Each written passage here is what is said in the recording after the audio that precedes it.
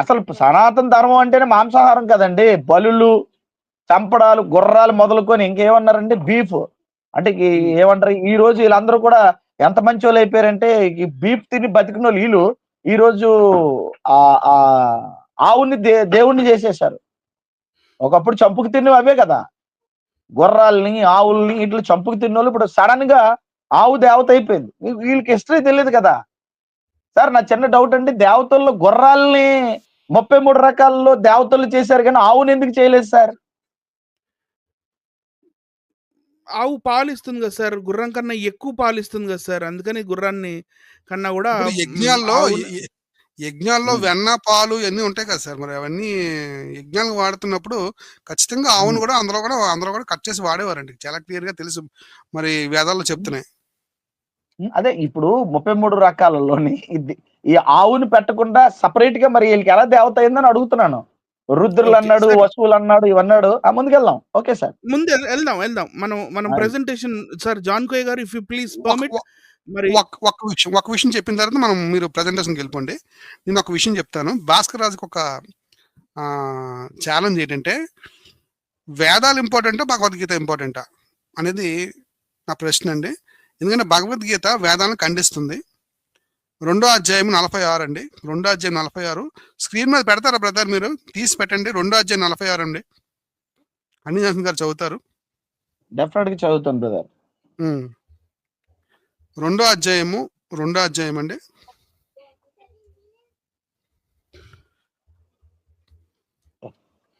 అదేంటి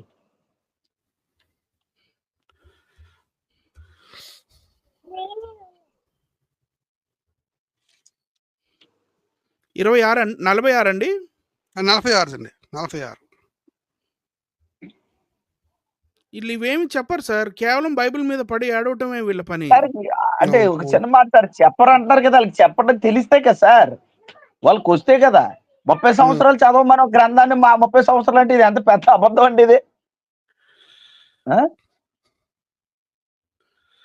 అది కూడా అండి భగవద్గీత చదవండి బ్రదర్.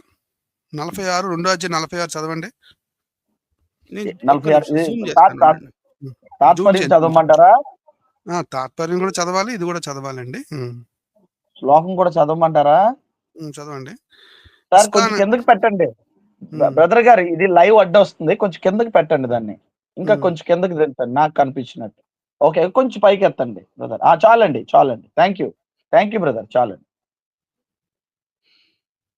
యావనర్ధ ఉపపానే సర్వత్త సంప్లుతోదకే తావన్ సర్వేషు వేదేషు బ్రాహ్మణ్యస్య విజానతః. యవాన్ అర్ధ ఇదేనండి కదా, ఇంకా ముందుకు ఉంది. ఓకే, కిందనండి. చదవండి. యావన్ అదే కదా, ఇది నా అనువాదం చదవండి. అదేనండి. ఒక చిన్న నీటి బావి ద్వారా ఏ ప్రయోజనం నెరవేరుతుందో అది సహజంగానే ఒక పెద్ద సరస్సు ద్వారా అన్ని విధాలుగా నెరవేరుతుంది. అదే విధముగా పరమ సత్యాన్ని గ్రహించిన వ్యక్తి అన్ని వేదాల ఉద్దేశాన్ని కూడా నెరవేరుస్తాడు. ఇక్కడ ఇలా ఉంది. ఇందులో చదివితేనండి, దాని పేరేంటి, గీతా ప్రెస్ దగ్గర ఉందండి. గీతా ప్రెస్ అక్కడ చదివితే అసలు వేదాలు అనేవి ప్రయోజనకరము కాదు, అసలు వేదం వల్ల అంతే ప్రయోజనకరం అంటాడండి. ఎలా అంటాడంటే, చిన్న చిన్న బావులు ఎలాగైతే నీటి బావులు ఉంటాయి కదా, ఎలాగైతే ప్రయోజనకరమో అదే విధంగా అవి ప్రయోజనకరం తప్ప యాక్చువల్లీ వేదాలు అనేవి అసలు తీసుకోవటానికి, పాటించడానికి పనికిరావు అన్నట్టుగా మరి 2:46 చెప్తుంది. అది 2:46 సారాంశం గమనించాలి. నా దగ్గర గీతా ప్రెస్ ఉంది. గీతా ప్రెస్ ఓకేనా? అంటే దీని బట్టి మనకి ఏమవుతుందంటే, గీతా ప్రశ్న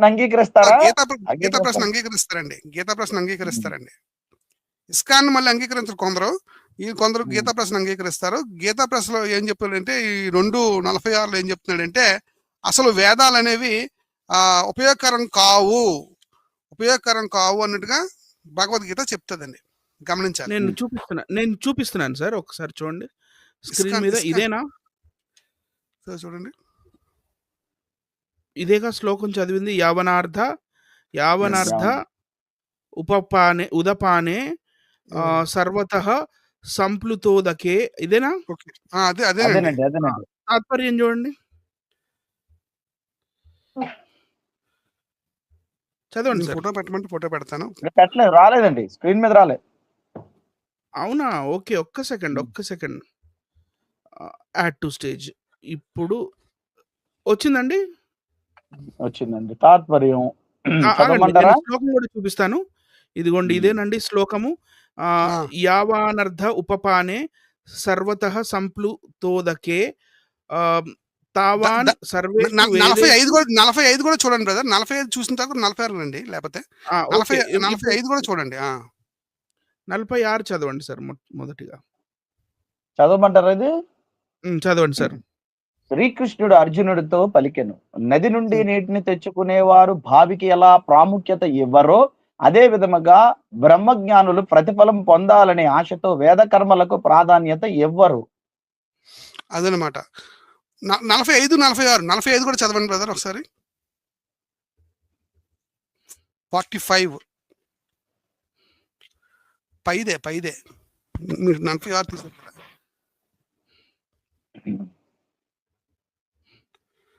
సరే, అన్ని బజార్ బుక్స్ ఏం కాదు కదండి, 10 రూపాయల పుస్తకాలు కాదు కదా. అంటే గీతా ప్రెస్ నమ్ముతారులేండి, పర్లేదు, ప్రాబ్లం లేదు. వాళ్ళు ఏదేనంటే వాళ్ళకి నమ్మలేనిది ఏదైనా ఉంటే మాది కాదు అంటారు. మీకు అర్థమైందా? అర్థమైందండి. కనపడుతుందండి? కనబడుతుంది బ్రదర్. ఓకే, కొంచెం జూమ్ చేయండి, చదువుతారు ఎవరు, మన బ్రదర్ గారు చదువుతారు. చూడండి సార్.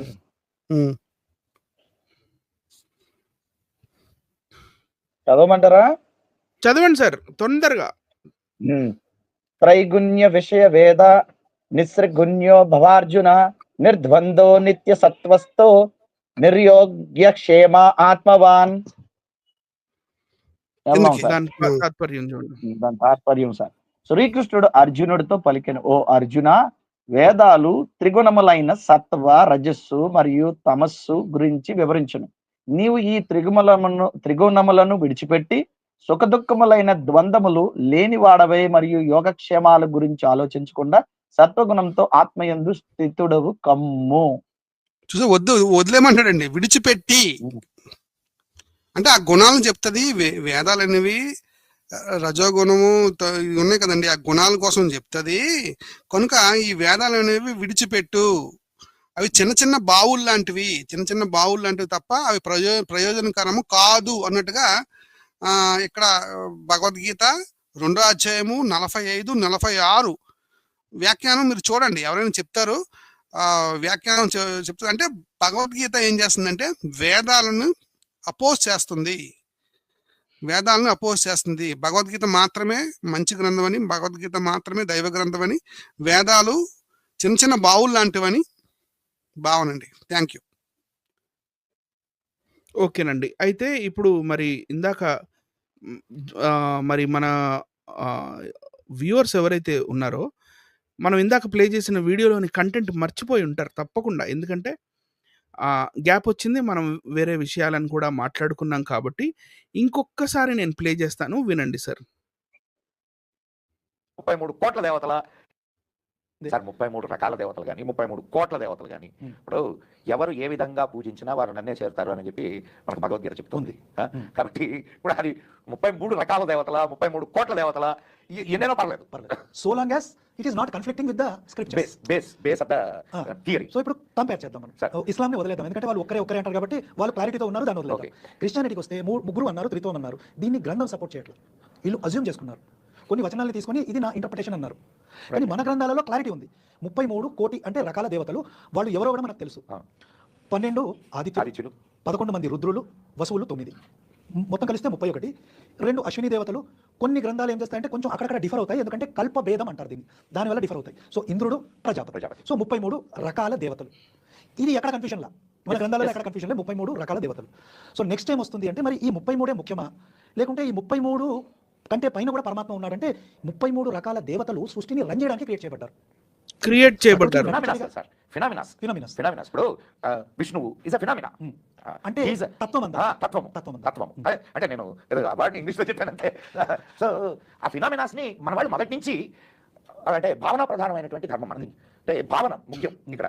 ఇప్పుడు మీరు పరబ్రహ్మని మీరు విష్ణు రూపం. ఓకే. సరే సార్, మరి ముందుకు వెళ్ళిపోదామా? మరి మన ప్రెజెంటేషన్లోకి వెళ్ళిపోదామా?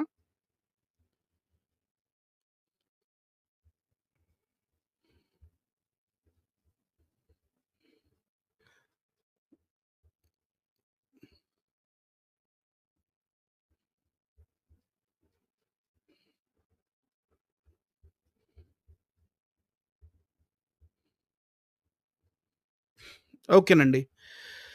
సో ఈరోజు మన టాపిక్ ఇది విన్నారా? 33 కోట్లు కాదు, 33 రకాల దేవతలట. ఇందాక కూడా మరి భాస్కర్ రాజు గారు ఈ విషయాన్ని మరి మాట్లాడడం మనం విన్నాము. సో సైన్స్కి అందని మతిపోయే అద్భుతమైన అబద్ధాలు వాల్మీకి రామాయణం సాక్షిగా. ఇక మనల్ని పక్కన పెట్టేస్తాను కాసేపు.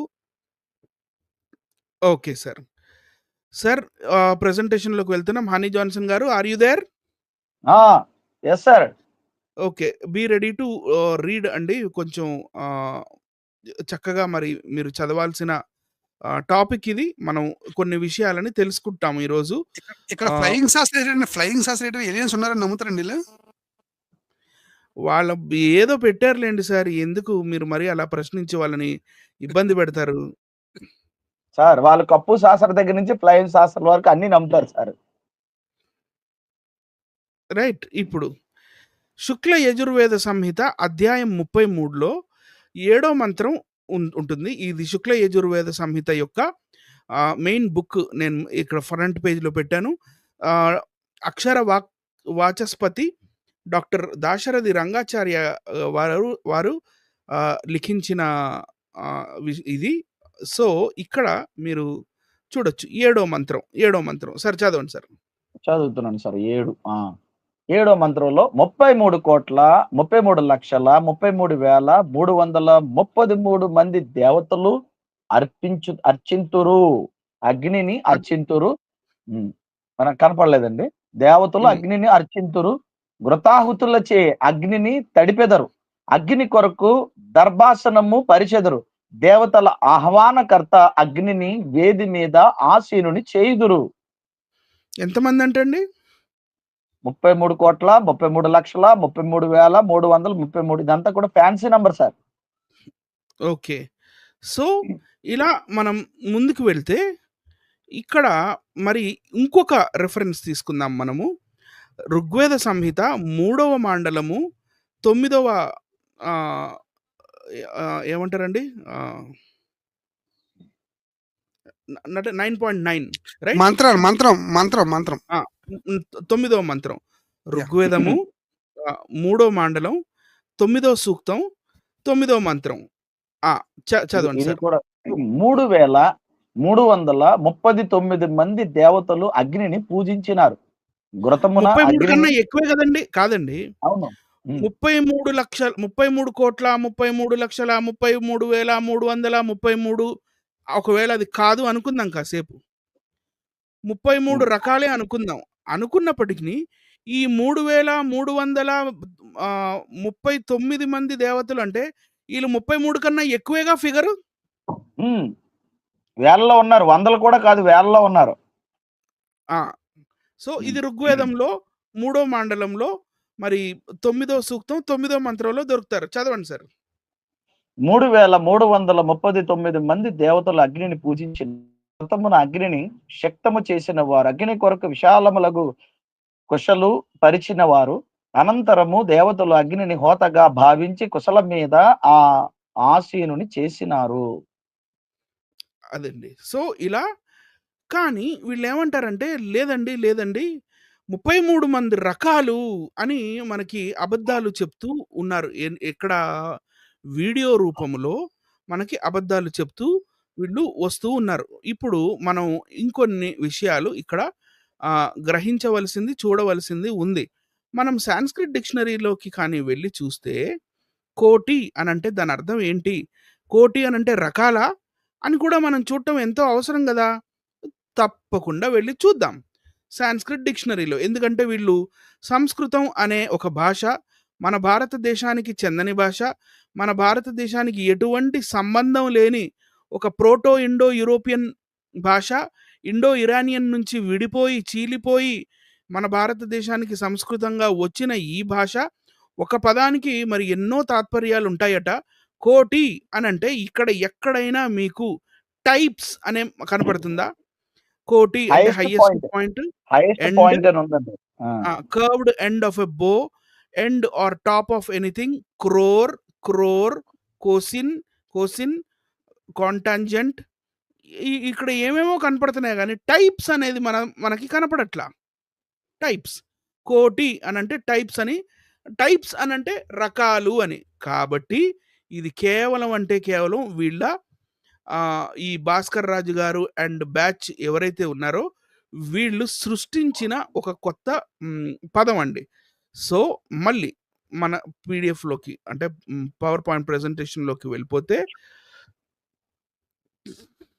Again add to stage. Okay, thank you. So ఇందులో మరి మనకి 33 కోట్ల మంది కనపడ్డారు ఇక్కడ. 33,33,33,333 మంది కనపడుతున్నారు. అటు తర్వాత మనకి ఇక్కడ 3,339 మంది దేవతలు, 3,330, అన్ని వందల్లో వేలల్లో కోట్లల్లో ఉన్నారు కదా. మరి కేవలం 33 రకాలు అని వీళ్ళు ఎలా కేటగరైజ్ చేస్తున్నారు అని అంటే దీని ఆన్సర్ మనకి ఇక్కడ దొరుకుతుంది. ఎక్కడ దొరుకుతుందండి సార్? మనకేం అర్థమవుతుంది ఇక్కడ? ఏంటి సార్ రామాయణం సార్, రామాయణం. ఇది వాళ్ళు ఎక్కడ నడుస్తున్నారు? అరణ్యంలోకి వెళ్తున్నారండి. సో రామాయణంలోని అరణ్యకాండలోకి మనం కూడా వెళ్ళాలా వద్దా? వెళ్ళాలి సార్, ఖచ్చితంగా. అంటే అరణ్యంలోకి వద్దు కానీ ఆ కథలోకి వెళ్దాం సార్. ఆ కథలోకే రామాయణంలో ఉన్న అరణ్యంలో ఉన్న ఆ కథ రామాయణంలోని అరణ్యకాండంలోనే ఉంటుంది, రైట్? శ్రీమద్ రామాయణము అరణ్యకాండము ఆచార్య శ్రీ పుల్లెల శ్రీరామచంద్రులు మరి సంస్కృతంలోంచి తెలుగులోకి అనువదించిన ఈ పుస్తకంలో ఇక్కడ ఏం జరుగుతుందంటే శ్రీరాముడు, లక్ష్మణుడు, సీతమ్మ వీళ్ళు అడవిలో నడుచుకుంటూ వెళ్తున్న సమయంలో అక్కడ చెట్టు మీద ఒక గృద్రము అంటే నేను బూతు మాట మాట్లాడుతున్నాను అనుకోవద్దు. గృద్రము అంటే గ్రద్ద అని దాని అర్థం. గ్రద్ద, రైట్? ఇక్కడ గృద్రం అని ఉంది కదా, నేను అదే చెప్తున్నాను. తెలుగులో కూడా గృద్రము అనే రాశారు. గృద్రం ఈజ్ ఈక్వల్ టు గృద్రము. అక్కడ ఒక పెద్ద గద్ద కూర్చొని ఉందట. ఇప్పుడు గద్ద ఏం చేసిందో, వీళ్ళు ఏం చేశారో, ఏం జరిగిందో చూద్దాం ఒకసారి. సార్ చదవండి సార్.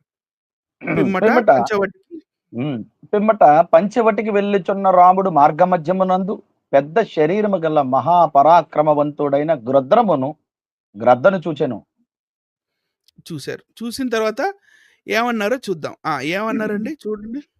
మహాభాగ్యవంతులైన ఆ రామలక్ష్మణులు వటవృక్షము మీద ఉన్న ఆ గృద్రమును చూచి రాక్షసుడని తలచి నీవు ఎవడవు అని ప్రశ్నించిరి. అంటే గద్ద కనపడంగానే గద్దను అడిగిరా ఎవడరా నువ్వు అన్నంట గద్దని. Generally it doesn't happen, right? We never ask eagles or vultures or any other birds మనకి కనపడ్డప్పుడు పక్షులు కనపడంగానే రే ఎవడరా నువ్వు అని అంటాం. సో అక్కడ లాజిక్ చెప్తున్నాను నేను.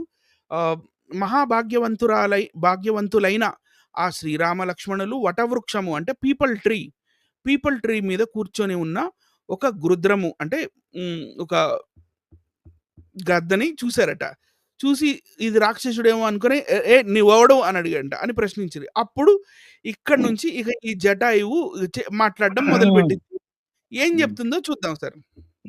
ఆ పక్షి మధురము మృదువు అయిన వాక్కులతో ఆ రామలక్ష్మణులను సంతోషపెట్టుచు ఇట్లు పలికెను, నాయనా నేను నీ తండ్రి స్నేహితుడనని తెలుసుకొనుము. వావ్! ఏందంటే ఈ గృద్రము అంటే గద్ద దశరథుడి ఫ్రెండ్ అట. కానీ దశరథుడి కుమారులకి ఈ విషయం తెలియదు. పైగా ఈడిని రాక్షసుడు అనుకొని రే ఎవడరా నువ్వు అని అన్నట్ట, నువ్వెవడవు అని అడిగారట. రైట్. ఇది ఇలా ఇది మరి రామాయణం మనకి చిన్నగా ఉన్నప్పుడు వచ్చింది కదండి టీవీలో. అవును సార్, ఉందండి. మన చిన్న ఉన్నప్పుడు దాని షార్ట్ చూసాం. ఇది, ఓకే. దాని షార్ట్ ఇది. రైట్. ఇగో ఇట్లా ఒక పెద్ద పక్షి కూర్చొని ఉంటే, సరే పక్షి మే ఆప్కే పితా దశరథ్ కా దోస్త్ హూ మిత్ర హూ అని చెప్తుంది అనమాట. సరే ఇక శ్రీరాముడు అడుగుతాడనమాట, నీ కులం ఏంది సార్? గద్దలకి కులం ఉంటుందా అని నాకు డౌట్ వచ్చింది. మీరు కూడా చదవండి సార్ ఒకసారి. ఓకే, మీరు అలాంటివన్నీ కూడా మన ప్రజలందరూ తెలుసుకోవాలి. మా వీక్షకులు జాగ్రత్తగా వినండి. రాముడు ఆ పక్షి తన తండ్రి మిత్రుడని, ఏమండి షాక్లు ఇస్తున్నారండి మీరు. ఇవన్నీ షాక్లు ఇస్తారు. ఉంటాయి సార్, వీళ్ళు గద్దలకు కాదు, అన్నిటికీ కూడా కులాలు పెడతారు. రాముడు ఆ పక్షి తన తండ్రి మిత్రుడని తెలుసుకొని అతనిని పూజించను. పిమ్మట తగు గౌరవము చూపుచు ఆ పక్షి కులమును పేరును గూర్చి ప్రశ్నించెను. రైట్ అండి. ఇక్కడ నాకు కర్సర్ కనపడుతుందా? కులమును కనపడిందా సంస్కృతంలో? టీకా కిందకి అదే రెడ్ లైన్ ఉందండి. టీకా ఇక్కడ ఓకే ఓకే, కులం అని ఉందండి. అవునండి, ఇదిగోండి ఇక్కడ కులం ఇక్కడ సెకండ్ లైన్ లో కొంచెం శ్లోకం కిందకి దించండి సెకండ్ లైన్ లో సార్, కింద కొంచెం కిందకి దించండి సార్. దాన్ని అది కనపట్లేదు ఇక్కడ లైవ్ అట్లా. yes. సతస్య కుల మవ్య గ్రమద్ర గ్రమద. కదా, కులం అనే పదం ఉంది ఇక్కడ. కులం అనే పదం లేదని కాదు. మీది ఏ కులం అని అడిగితే సరే ఆ పక్షి ఏ కులం అని అని ప్రశ్నించాడట. ఇప్పుడు ఈ పక్షి ఇక మాట్లాడడం ఇంకా మొదలు పెడుతుంది చూడండి. అంటే నరేషన్ ఇస్తుంది చూడండి, ఒక్కసారి చదవండి సార్. ఆ పక్షి రాముని వచనమును విని సకల భూతములు ఉత్పత్తిని తన కులమును పేరును రామునకు చెప్పాను.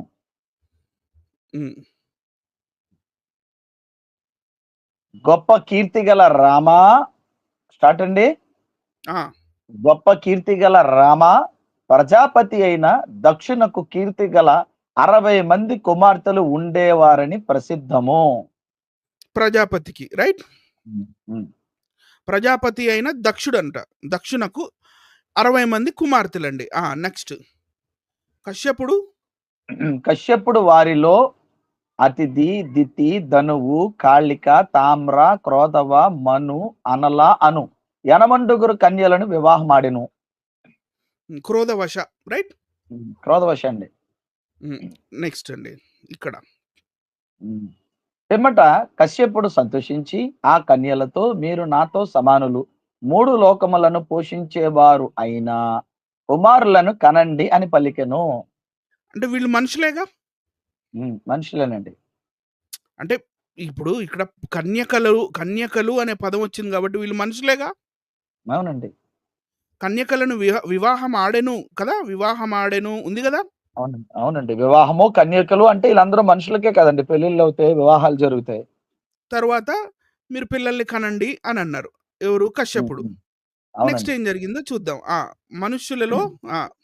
మనుష్యులలో శ్రేష్ఠుడవు మహాబాహువు అయిన రామ, అతిథి, దితి, కాళిక అనువారు కశ్యపుని మాటపై శ్రద్ధ చూపిరి, ఇతర భార్యలు శ్రద్ధ చూపలేదు. శత్రు సంహారకుడు అయిన రామ, అతిథికి 12 ఆదిత్యులు, 80 వసువులు, 11 రుద్రులు, 2 అశ్వినీలు అను 33 దేవతలు పుట్టిరి. ఇదే భాస్కర్ రాజు గారు చెప్పింది. అతిథికి 12 ఆదిత్యులు, 8 వసువులు, 11 మంది రుద్రులు, 2 అశ్వినులు, ఈ 33 మంది కూడా ఈ మనుషులుగా ఉన్న ఈ మనుషులకి పుట్టిన వారట. మనుషులకి దేవతలు ఎలా పుడతారు సార్? దీన్ని తీసుకొచ్చి యావత్ హిందూ సమాజం ముందు చూపించి దీన్ని నమ్మమంటున్నారు. వీళ్ళు ఇలా కలిగారు, వీళ్ళు ఇలా సృజింపబడ్డారు అని. పుట్టినవారు సృజింపబడిన వారు ఎలా అవుతారు? రైట్ అండి. సార్ గుర్రాలు పుట్టడం ఏంటి సార్? అశ్వినిలు అంటే గుర్రాలు కదండి. అవన్నీ మనకెందుకు, అవన్నీ ముందు చూద్దాం సార్. రైట్. ఉమ్. అతిథికి 12 ఆదిత్యులు, 8 వసువులు, 11 రుద్రులు, 2 అశ్వినులు అను 33 దేవతలు పుట్టిరి. వీళ్ళు వేరు, 33 కోట్ల మంది ఎవరైతే ఉన్నారో వాళ్ళు వేరు, 3339 ఆదిత్యులు అంటే అదేదో ఏంటండి? ఆదిత్యులు అంటే ఏంటండి? అదితి దేవికి పుట్టిన వాళ్ళు ఆదిత్యులు. ఓకే అరే ఓకే ఆదిత్యులు వాళ్ళ అంటే అమ్మ పేరు ఆదిత్యులు అదితి అంటే కదండి. అదితి, ఇదిగోండి ఉమ్, అదితి. ఉమ్, ఓకే ఓకే అదితికి పుట్టిన వాళ్ళు ఆదిత్యులు. మ్మ్. ఉమ్. రైట్ అండి. అంటే నెక్స్ట్ ఆదిత్య త్రీ చదవండి. ఇస్ట్ నైన్ సినిమా ఎక్కడి నుంచి తీసారేమో అని, ఈ పదం నుంచి వాడారేమో అని డౌట్ వచ్చింది సార్. ఆదిత్యుడు ఆదిత్యుడు అంటే సూర్యుడు సార్. ఆదిత్య 369 సినిమా ఒకటి వచ్చింది సార్. అవును, మ్మ్. కాలంలో ప్రయాణం, ఓకే, ఓకే, కాలంతో ఓకే. కలంబలం. సరే ఓకే. సార్, మ్మ్. చదవండి సార్.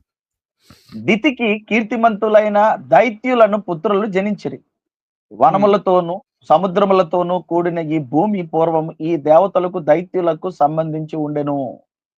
ఓకే, ఇక్కడ దాకా బాగుంది కదండి. ఉమ్. ఇప్పుడు 18, 19 శ్లోక తాత్పర్యాలు. ఇది ఏంటి? శ్రీమద్ రామాయణము అరణ్యకాండ 14వ సర్గము మనం చదువుతున్నది. 14వ సర్గలోని 18, 19 శ్లోకాల దాకా వచ్చేసాము. చదవండి సార్. క్రౌంచి గొడ్లగోబలను, బాసి బాస పక్షులను, ఏని గొప్ప తేజస్సు గల డేగలను, ధృతరాష్ట్రి సమస్తమైన హంసలను కనెను. ఏంటండి మాకు ఈ హింస? ఈమె క్రౌంచి అనే ఆమె గుడ్లగూబల్ని కనిందంట. బాసి అనే ఆమె బాసపక్షులను కనిందంట. శ్రేణి అనే ఆమె గొప్ప తేజస్సు గల డేగలను, ఈగిల్స్ని కనిందట. డేగలను అంటే డేగలు అంటే ఫాల్కన్స్, రైట్? తర్వాత గ్రద్దలు అంటే గృద్రం అని కూడా మనకి ఇక్కడ ఉంది కదా, గృద్రాంశ్చ.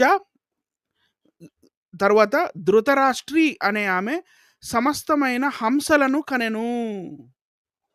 హౌ కెన్ పర్సన్స్, మనుషులు ఇలా కంటారా సార్ అనేది డౌట్. నెక్స్ట్ అండి, చదవండి. రామా నీకు మంగళముగుగాక. ఆ ధృతరాష్ట్రి చక్రవాక పక్షులను కూడా కనెను. శుకి నతను కనెను.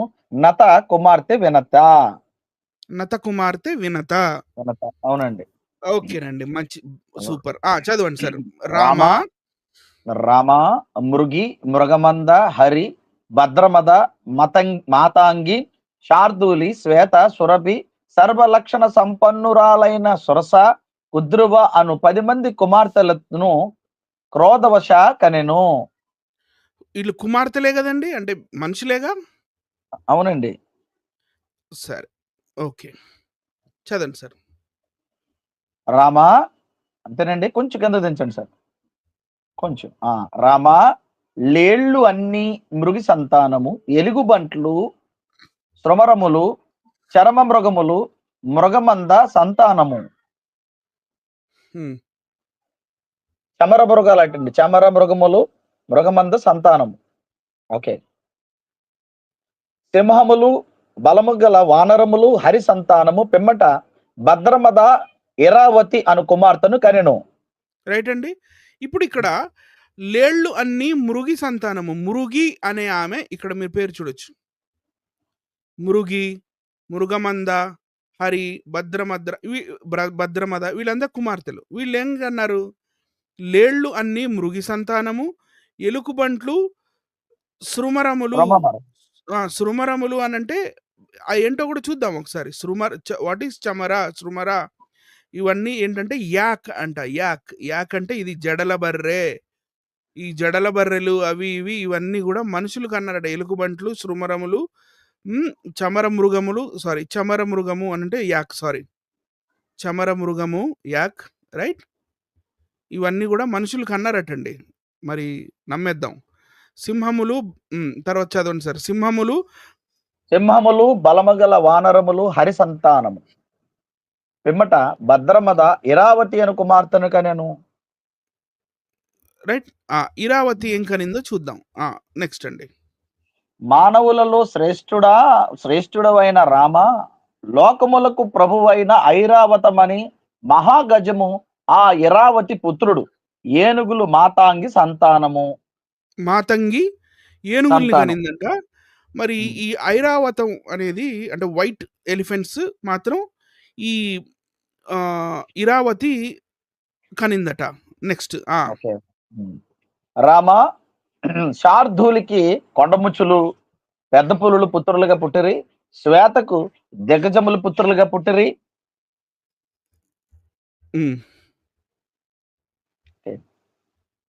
రామ సురభి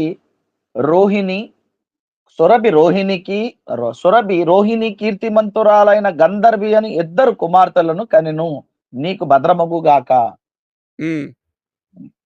రామ రోహిణికి గోవులు, గంధర్వికి అశ్వములు, సొరసకు అనేక శిరస్సులు గల నాగములు, కుద్రువకు సాధారణ సర్పములు సంతానముగా పుట్టెను. పాములుగా అనేది ఏంటి సార్? నాకు అర్థం కాదు. రోహిణికి గోవులు, గంధర్వికి అశ్వములు, సురసకు అనేక శిరస్సులు గల నాగములు, కద్రువకు సాధారణ సర్పములు సంతానముగా పుట్టెను. మనం ఎలా నమ్ముతాం ఇవన్నీ కూడా? 21వ శతాబ్దంలో ఏం చెప్పాలనుకుంటున్నారు? ఇప్పుడు ఇవన్నీ మనం ఎందుకు చూపిస్తున్నాము? 33 మంది రకాల దేవతలు ఉన్నారు అని నమ్మాలంటే ఇవన్నీ నమ్మాల్సిందే. ఎందుకంటే ఆ రిఫరెన్స్ కి కింద పైన ఉన్నవే ఇవన్నీ కూడా. చదవండి సార్. మనుష్యులలో శ్రేష్ఠుడవైన రామ, మనువు బ్రాహ్మణులు, క్షత్రియులు, వైశ్యులు, శూద్రులు అని కీర్తిమంతులైన మనుష్యులను పుత్రులుగా కనెను. ఇది ఆవు వ్యాసం అనరు దీన్ని. ఏ గ్రంథంలో చూసిన బ్రాహ్మణులు, క్షత్రియులు, వైశ్యులు, శూద్రులు, బ్రాహ్మణులు, క్షత్రియులు, వైశ్యులు, శూద్రులు, ఆవు వ్యాసం ఇది. మీరు మనుస్మృతి తీసుకోండి, భగవద్గీత తీసుకోండి, రామాయణం తీసుకోండి, మహాభారతం తీసుకోండి, ఏవి తీసుకోండి అన్నీ ఏ ఉంటాయి. బ్రాహ్మణులు, క్షత్రియులు, వైశ్యులు, శూద్రులు, బ్రాహ్మణులు, క్షత్రియులు, వైశ్యులు, శూద్రులు. ఆవు వ్యాసం ఎక్కడికి వెళ్ళినా ఏడే ఆగుతుంది అది కథ. అదేనండి ధర్మం. ఏ కాలంలో ధర్మం అంతరించిపోతే ఆ కాలంలో ధర్మస్థాపనకి ఆయన వస్తాడంటే ధర్మం అంటే ఏమీ లేదండి, ఇదే ధర్మం అండి. కుల వ్యవస్థ ధర్మం, అందుకే అన్నిసార్లు ఉన్నాయి. అంతేనండి, కులాధర్మం సనాతనం.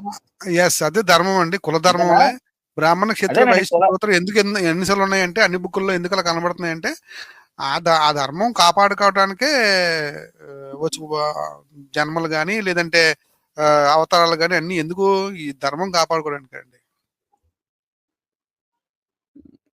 ఇన్ని కథలన్నీ కూడా అందుకేనా?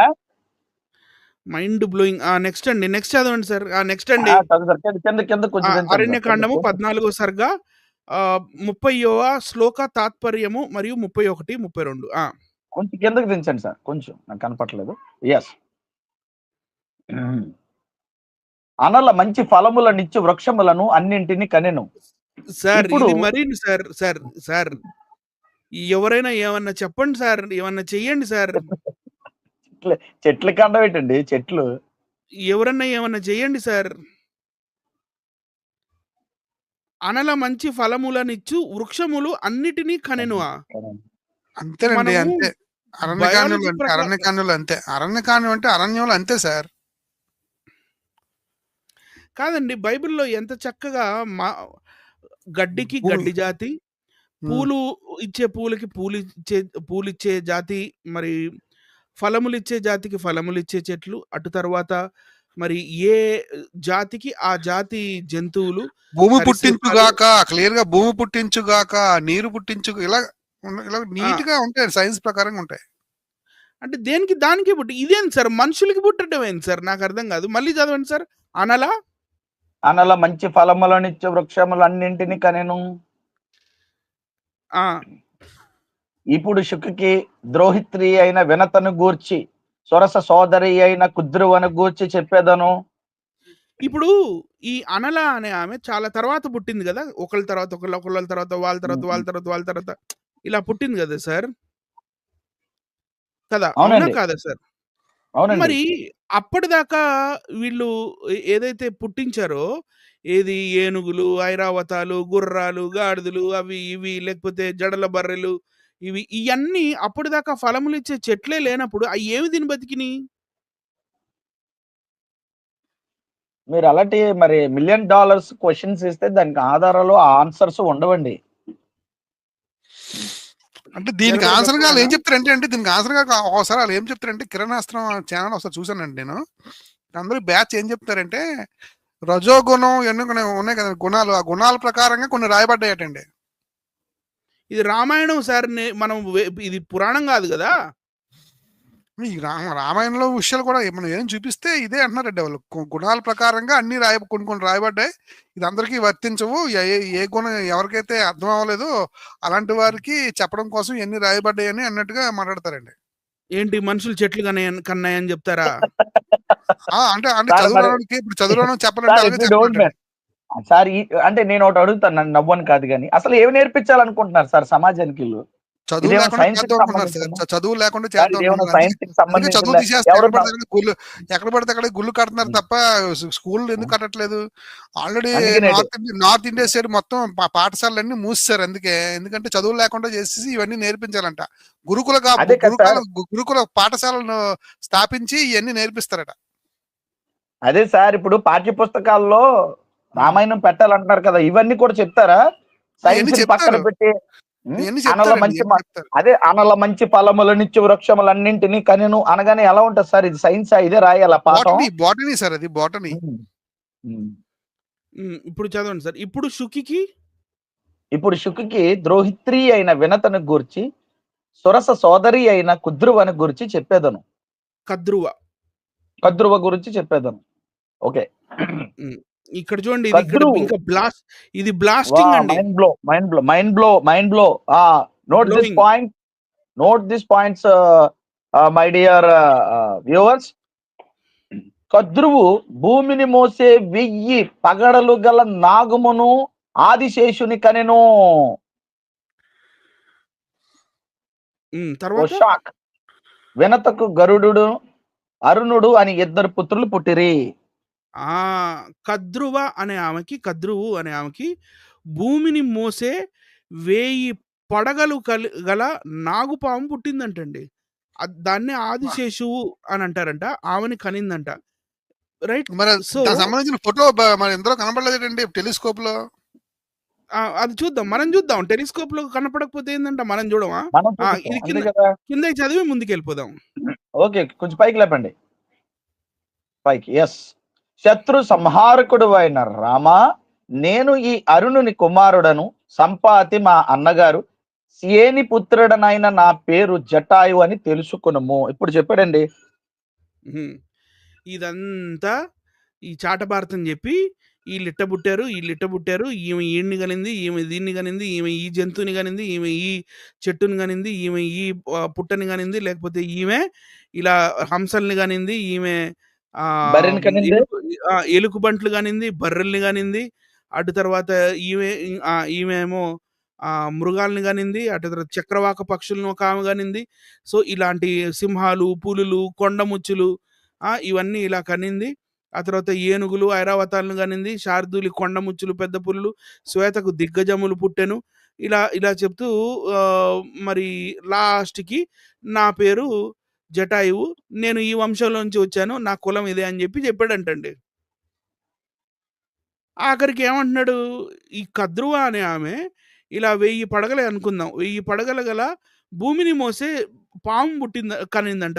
అసలు భూమి ఎంత పెద్దగా ఉంటుంది, దాన్ని మొయ్యాలంటే దాని పాము ఎంత పెద్దగా ఉండాలి, దాన్ని ఎట్ట బ్యాలెన్స్ చేసింది, ఈమెట్ట కనింది, అది భూమి మీద నుంచి బయటికి ఎప్పుడు వెళ్ళింది, ఈ పాము భూమిని మోస్తుంటే ఈ పాము ఎక్కడుంది, దేని మీద నిలబడి మోస్తుంది? వండర్ఫుల్. కానీ ఇదే రామాయణంలో మళ్ళీ కాంట్రడిక్షన్ కనపడుతుంది. ఈ భూమిని 4 ఏనుగులు మోస్తున్నట్టుగా కనపడుతుంది. పురాణాల్లోకి చూస్తే వరాహమూర్తి భూమిని ఎత్తినట్టుగా. దేవతలండి, అదే చెప్తున్నా. అదే అందుకే 33 కోట్ల ఎందుకు చెప్తున్నారు అనుకున్నావు? దేవతలు, వీళ్ళందరూ దేవతలు సార్. మీరు అలాగంటే ఎలాగవుద్ది? మొత్తం అందరూ దేవతలు, అందరూ కనబడరు మీకు. అందుకే అరే వీళ్ళు పెళ్లిళ్ళు చేసుకున్నారు. వీళ్ళు దక్ష ప్రజాపతి కుమార్తెలు, దక్ష ప్రజాపతి నుంచి వచ్చిన వాళ్ళు, వీళ్ళ వంశం, వీళ్ళ ఇవన్నీ చెప్తే సార్ ఇప్పుడు దక్ష ప్రజాపతి చెట్టుని కలగజేసాను, దక్ష ప్రజాపతి పుట్టను కలుగజేసాను, దక్ష ప్రజాపతి సింహములు, పులులు, కొండముచ్చులు కలుగజేసాను అంటే చలో పోన్లే, అది నమ్మబుల్గా ఉంది. ఆయనకి కూతుర్లు పుట్టడం ఏంది, వాళ్ళు కశ్యపుడితో పెళ్లి చేసుకోవడం ఏంది, ఆ తర్వాత కశ్యపుడు కి పుట్టిన పిల్లలు ఇంకా విస్తరిస్తూ ఇవన్నీ ఈ జీవచరాల్ని కనడం ఏంటి? ఇదేంటి సార్? అసలు మనిషి చెట్టుని కనడం ఏంటి సార్ ఫస్ట్ ఆఫ్ ఆల్ అసలు? ఇది బాటనీకే బాటనీ ఉందసలిది. సరే. బాటనీకే బాటమ్ సార్ ఇది. చదవండి సార్ నెక్స్ట్. చదువుతున్నాను సరే. నీకిష్టమైనచో నేను నీకు వనవాసమునందు సహాయముగా ఉండేదను. ఎందుచేతననగా ప్రవేశింప సఖ్యము కాని ఈ అరణ్యము మృగములకు రాక్షసులకు నివాస స్థానము. తండ్రి నీవు లక్ష్మణుడు కూడా బయటకు వెళ్ళినప్పుడు నేను సీతను రక్షించుదును అని ఇక జటాయువు కోరుకుంటున్నాడు. ఇక దాని తర్వాత ఇంకొకటో రెండో శ్లోకం ఉంటుంది. ఇక ఈ సర్గ పూర్తయిపోతుంది. కానీ మనం వాల్మీకి రామాయణం బాలకాండ 40వ సర్గలోకి వెళ్ళి చూస్తే చాలా స్పీడ్గా వెళ్ళిపోదాము. మరలా తవ్వి ఓకే అండి, చదువుతున్నానండి. తండ్రి అయిన సగరుని ఆజ్ఞను అనుసరించి మరలా తవ్వి ఓకేనండి, మరలా త్రవ్వి భూతలమును భేదింపుడు అశ్వమును హరించిన వానిని పట్టుకుని కార్యము పూర్తి అయిన పిమ్మటనే తిరిగి రండు. తండ్రి అయిన సగరుని ఆజ్ఞను అనుసరించి ఆ 60,000 మంది కుమారులను పాతాళ లోకమునకు శీఘ్రముగా పోయిరి. అంటే సగర మహారాజు అని ఒక మహారాజు ఉంటాడు. ఆయనకి 60,000 మంది పుత్రులు ఉంటారు. ఈ సగర మహారాజు అశ్వమేధ యాగం చేస్తుంటే ఇంద్రుడు ఎత్తుకెళ్ళిపోతాడు, దాన్ని దొంగతనం చేసేస్తాడు. అరే ఎక్కడుందరా అని చెప్పి 60,000 మంది వెళ్ళి భూమిని తవ్వుతా ఉంటారు, పాతాళంలోకి వెళ్ళిపోతారు. వెళ్ళినప్పుడు వీళ్ళకి ఏం కనపడిందో చూడండి సార్. ఆ ప్రదేశమును త్రవ్వుచున్నప్పుడు వారికి అతట పర్వతము వంటి ప్రమాణము గల విరూపాక్షమగు దిగ్గజము కనబడిను. అది భూతలమును మోయుచుండెను. రామ విరూపాక్షమనుడు ఆ దిగ్గజము పర్వత వనాది సహితముగా ఈ భూమి నంతను తన శిరస్సుపై మోయుచుండును. ఏనుగంట భూమిని మోస్తుందంట, అది చూసారట వీళ్ళు. వన్ సైడ్ అండి, ఒక పక్క చూసారట. అది ఒక పక్కేలేండి. ఇంకా చూద్దాం, ఇంకా ముందు చూద్దాం. రామ ఆ మహాగజము అలసట కలిగినప్పుడు అప్పుడప్పుడు విశ్రాంతి కొరకే శిరస్సును కదులుచుచుండును, అప్పుడు భూకంపం కలుగుచుండును. ఏమండి ఇప్పుడు జియాలజిస్టులు లేకపోతే వీళ్ళు ఇది చదివితే వాళ్ళు దడుచుకొని దెబ్బకి మానేస్తారండి. ఇంకెప్పుడు ప్రయోగాలు చేయరు, ఇంకా అట్ల మీద ప్రయోగాలు అలాంటివి ఏం చేయరండి. అరే ఇప్పుడు మనం ఎర్త్ క్వేక్ ఎంత వచ్చింది అని ఆ ఫ్రీక్వెన్సీని కనుక్కోవాలంటే, అంటే హౌ మచ్ ఇది 2 పాయింటరా 3 పాయింటరా 4 5 6 7 8 తెలుసుకోవాలంటే సైస్మోగ్రాఫ్ ఉంటుంది. సైస్మోగ్రాఫ్లో మనకు అది రికార్డ్ అవుతుంది. సో అది లోపల ఉన్న టెక్టానిక్ ప్లేట్స్, భూమి లోపల ఉన్న టెక్టానిక్ ప్లేట్స్ కదలిక వల్ల మనకి ఇలా భూకంపాలు వస్తాయే కానీ ఈ భూమిని ఏనుగులు మోయటం, ఆ ఏనుగు మోస్తూ అలసిపోయి కొంచెం తల కదిలిగానే భూకంపాలు రావటం, ఇది ఎంతవరకు ఇది సమంజసం సార్ చెప్పండి? చెప్పాను కదా, సైన్స్ కి అందనిది ఇదంతా కూడా. అంటే దీన్ని ఏమంటారంటే pseudo science. Okay, science pseudo science sir. Next వెళ్ళిపోదాం సార్. రామ వారు ఆ దిగ్గజమునకు ప్రదక్షిణము చేసి పూజించి భూమిని భేదించుకొనుచు పాతాళమునకు పోయిరి. పిమ్మట తూర్పు దిక్కున తరువాత దక్షిణ దిక్కును భేదించి దక్షిణ దిక్కునందు కూడా వారు గొప్ప పర్వతంతో సమానమైన మహాపద్మమనుడు మహాగజమును చూచి అది కూడా శిరస్సుపై భూమిని మోయిచుండెను. దానిని చూచి వారు చాలా ఆశ్చర్యం చెందిరి. మాకే ఆశ్చర్యపోయాం, వాళ్ళు ఆశ్చర్యపోరా? అదే కదా ఇది సెకండ్ ఎలిఫెంట్ అండి. Next second elephant. పిమ్మట మహాత్ముడైన సగరుని 60,000 మంది కుమారులు ఆ దిగ్గజమునకు ప్రదక్షిణము చేసి పశ్చిమ దిక్కునందు త్రవిరి. మహాబలవంతులైన సగరపుత్రులు పశ్చిమ దిక్కునందు కూడా పర్వత సమానమైన సౌమాసనమనుడు దిగ్గజమును చూచిరి. ఇది మూడోది. అవునండి, ఎలిఫెంట్ భూమిని మోసేది.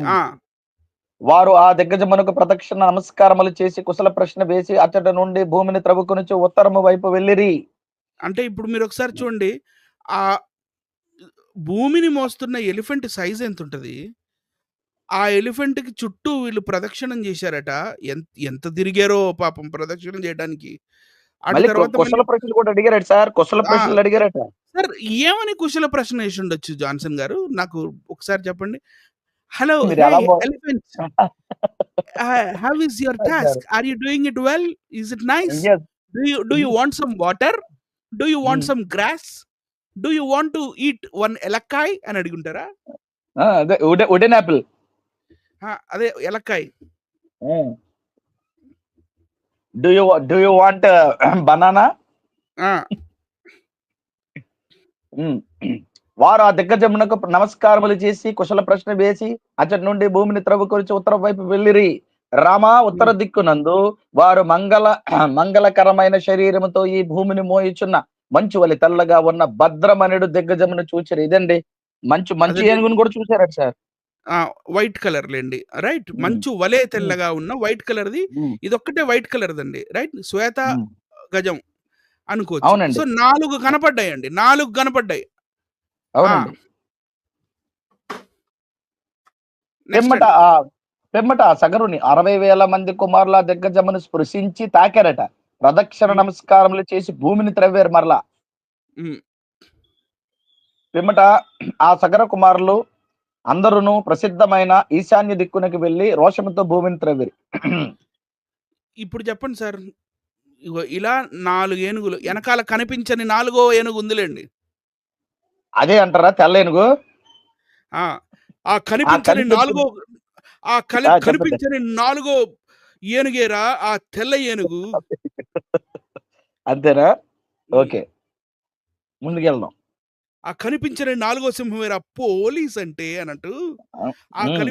ఆ కనిపించని 4వ ఏనుగే సార్ తెల్ల ఏనుగంటే. ఆ కనిపించని కల్పిత ఏనుగేరా తెల్ల ఏనుగంటే.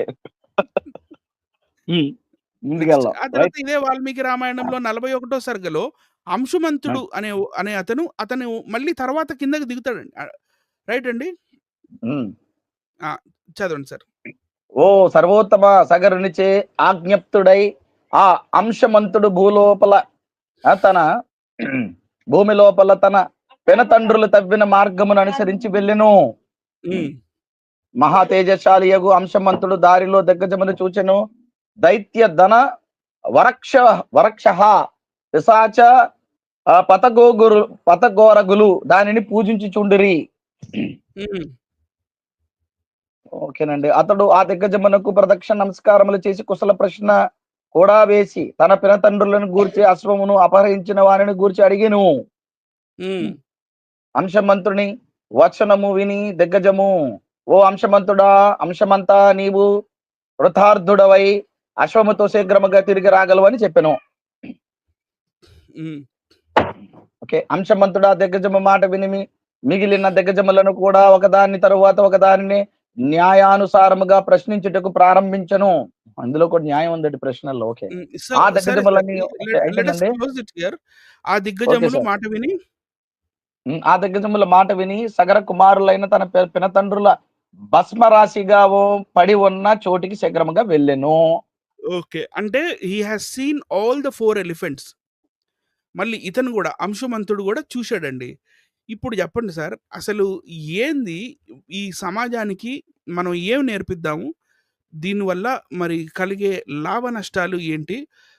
కెమెరా ఆన్ చేసుకోండి sir, please come on to the stage. John Koya గారు చెప్తారు. ఎస్ అండి, ఇది విపరీతమైన సైన్స్ అండి. మరి ఇలాంటివి కానీ పబ్లిష్ చేసి, అంటే కొత్త ఇలాంటివన్నీ తీసి ఒక బుక్లెట్ లాగా పబ్లిష్ చేసి మనం అమెరికా లాంటి దేశాలకు పంపి ఇది సైన్స్, యాక్చువల్ సైన్స్ ఇది అని చెప్తే మరి ఎలా ఉంటుందో ఆలోచించాలండి. తప్పకుండా దాన్ని యాక్సెప్ట్ చేస్తారు సార్. ఒక్కసారి షాక్ గురవుతారు. షాక్ గురి పాఠ్య పుస్తకాలు ఇవే నేర్పిస్తా అంటున్నారు. ఫ్యూచర్ లో ఆల్రెడీ చాలా పాఠాలు తీసేశారండి, సైన్స్ కి సంబంధించిన పాఠాలు ఇవన్నీ కూడా తీసేసి పాఠ్య పుస్తకాల్లో ఇలాంటివన్నీ పెడతా అంటున్నారు. మరి ఇలాంటివన్నీ పెడితే ఎలా ఉంటది మరి?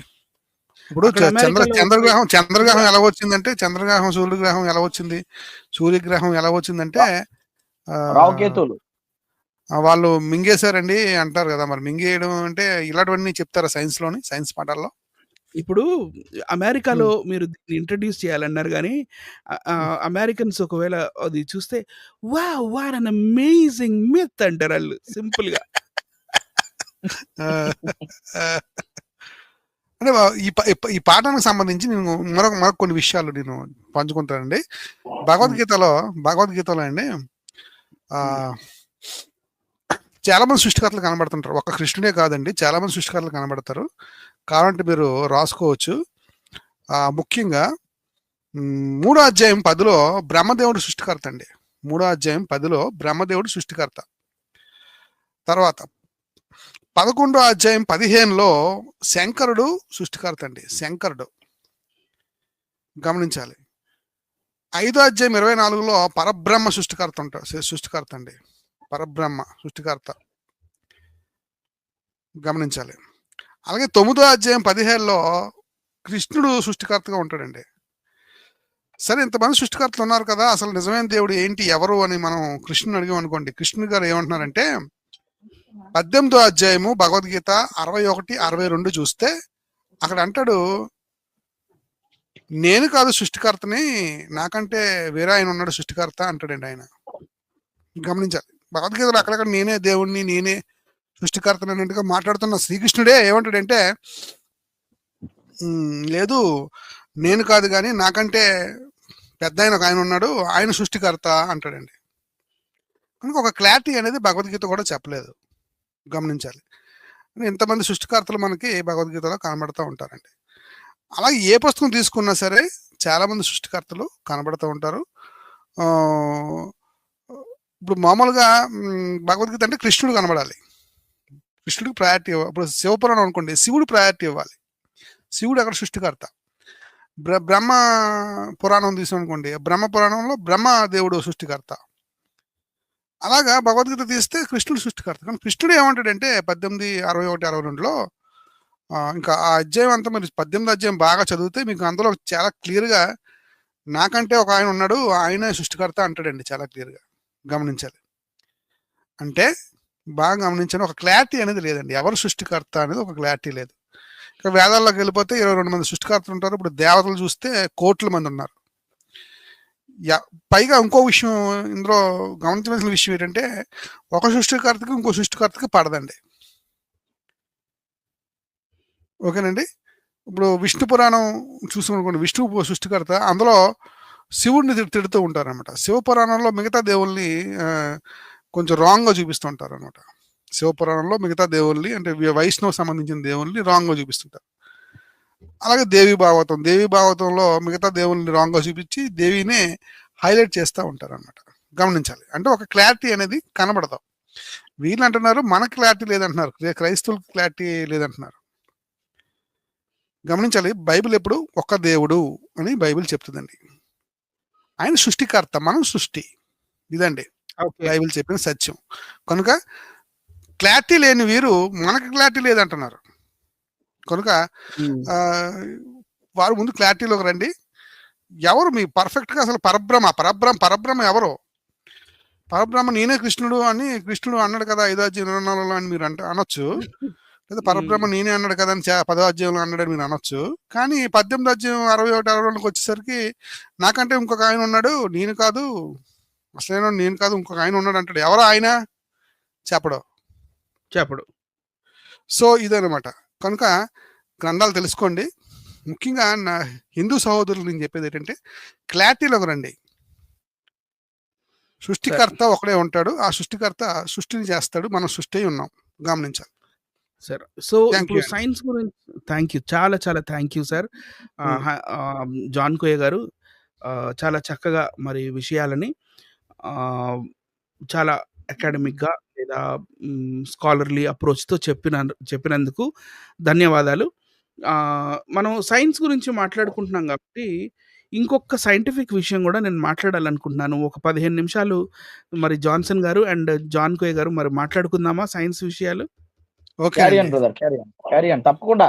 సమాజానికి మన సహోదరులకి అవసరమైంది ఏదైనా మనం మాట్లాడొచ్చు, తప్పు లేదు. నిజాన్ని చెప్పినప్పుడు దాన్ని తీసుకోవచ్చు, మనం చెప్పొచ్చు. Carry on brother.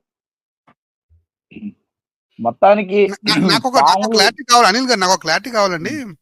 చెప్పండి సార్. 9 గ్రహాలు లేనప్పుడే ముందే 9 గ్రహాలు ఉన్నాయని మా గ్రంథాలు చెప్పి అంటుంటారండి ఎక్కువ శాతం వీళ్ళు. వాళ్ళ గ్రంథాల ప్రకారం నేను ఒక విషయం చెప్తాను వినండి సార్. ఇప్పుడు 9 గ్రహాలు అనంటే వాళ్ళ గ్రహాల పట్టికలో మనకి యురేనస్, నెప్ట్యూన్ వగైరా ఇలాంటివి ఉండవు. సూర్యుడు రైట్? చంద్రుడు కలుస్తాడు. అవును. సూర్యుడు, చంద్రుడు కూడా గ్రహాలే. ఓకే. సూర్యగ్రహం, చంద్రగ్రహం.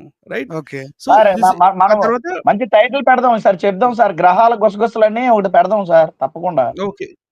ఉమ్. అయితే మనది వచ్చేసి సైన్స్ వచ్చేసి earth sun centred solar system మనది. రైట్? Sun Yes. మధ్యలో ఉంటుంది. సన్ చుట్టూ ప్లానెట్స్ తిరుగుతాయి. కానీ వీళ్ళ ఈ గ్రహాల సైన్స్ ప్రకారంగా అసలు ఎటువంటి చలనం లేకుండా భూమి ఉంటుంది. భూమి చుట్టూ సూర్యుడు, చంద్రుడు, మిగతా ప్లానెట్స్ అన్నీ కూడా తిరుగుతాయి సార్. వీళ్ళ సైన్స్ ప్రకారంగా సూర్యుడు నక్షత్రం కాదు. సూర్యుడు కూడా ఒక గ్రహమే. అందుకే సూర్యగ్రహము అని అంటారు. సో ఇది వాటి అజంప్షన్‌లో ఏదైతే పాయింట్స్ తీసుకుంటున్నారో, ఆ అజంప్షన్ ఇట్‌సెల్ఫ్ ఈజ్ రాంగ్ గదా! అప్పుడు మీరు నవగ్రహాలని చెప్తే ఏంటి? 20 గ్రహాలంటే చెప్తే ఏంటి? అసలు చెప్తే ఏంటి? చెప్పకపోతే ఏంది? ఇది ఎర్త్ కదలకుండా మధ్యలో ఉంటే సూర్యుడు ఎర్త్ మధ్యలో తిరుగుతున్నాడా? ప్లానెట్స్ అన్నీ ఎర్త్ చుట్టూ తిరుగుతున్నాయా? Got it? సో ఒక చిన్న దీంట్లోకి వెళ్దామండి. మీకేం కనపడుతుంది సార్? చెప్పండి సార్. ఇంకా రాలేదండి, వచ్చింది సార్. ఏం కనపడుతుంది సార్?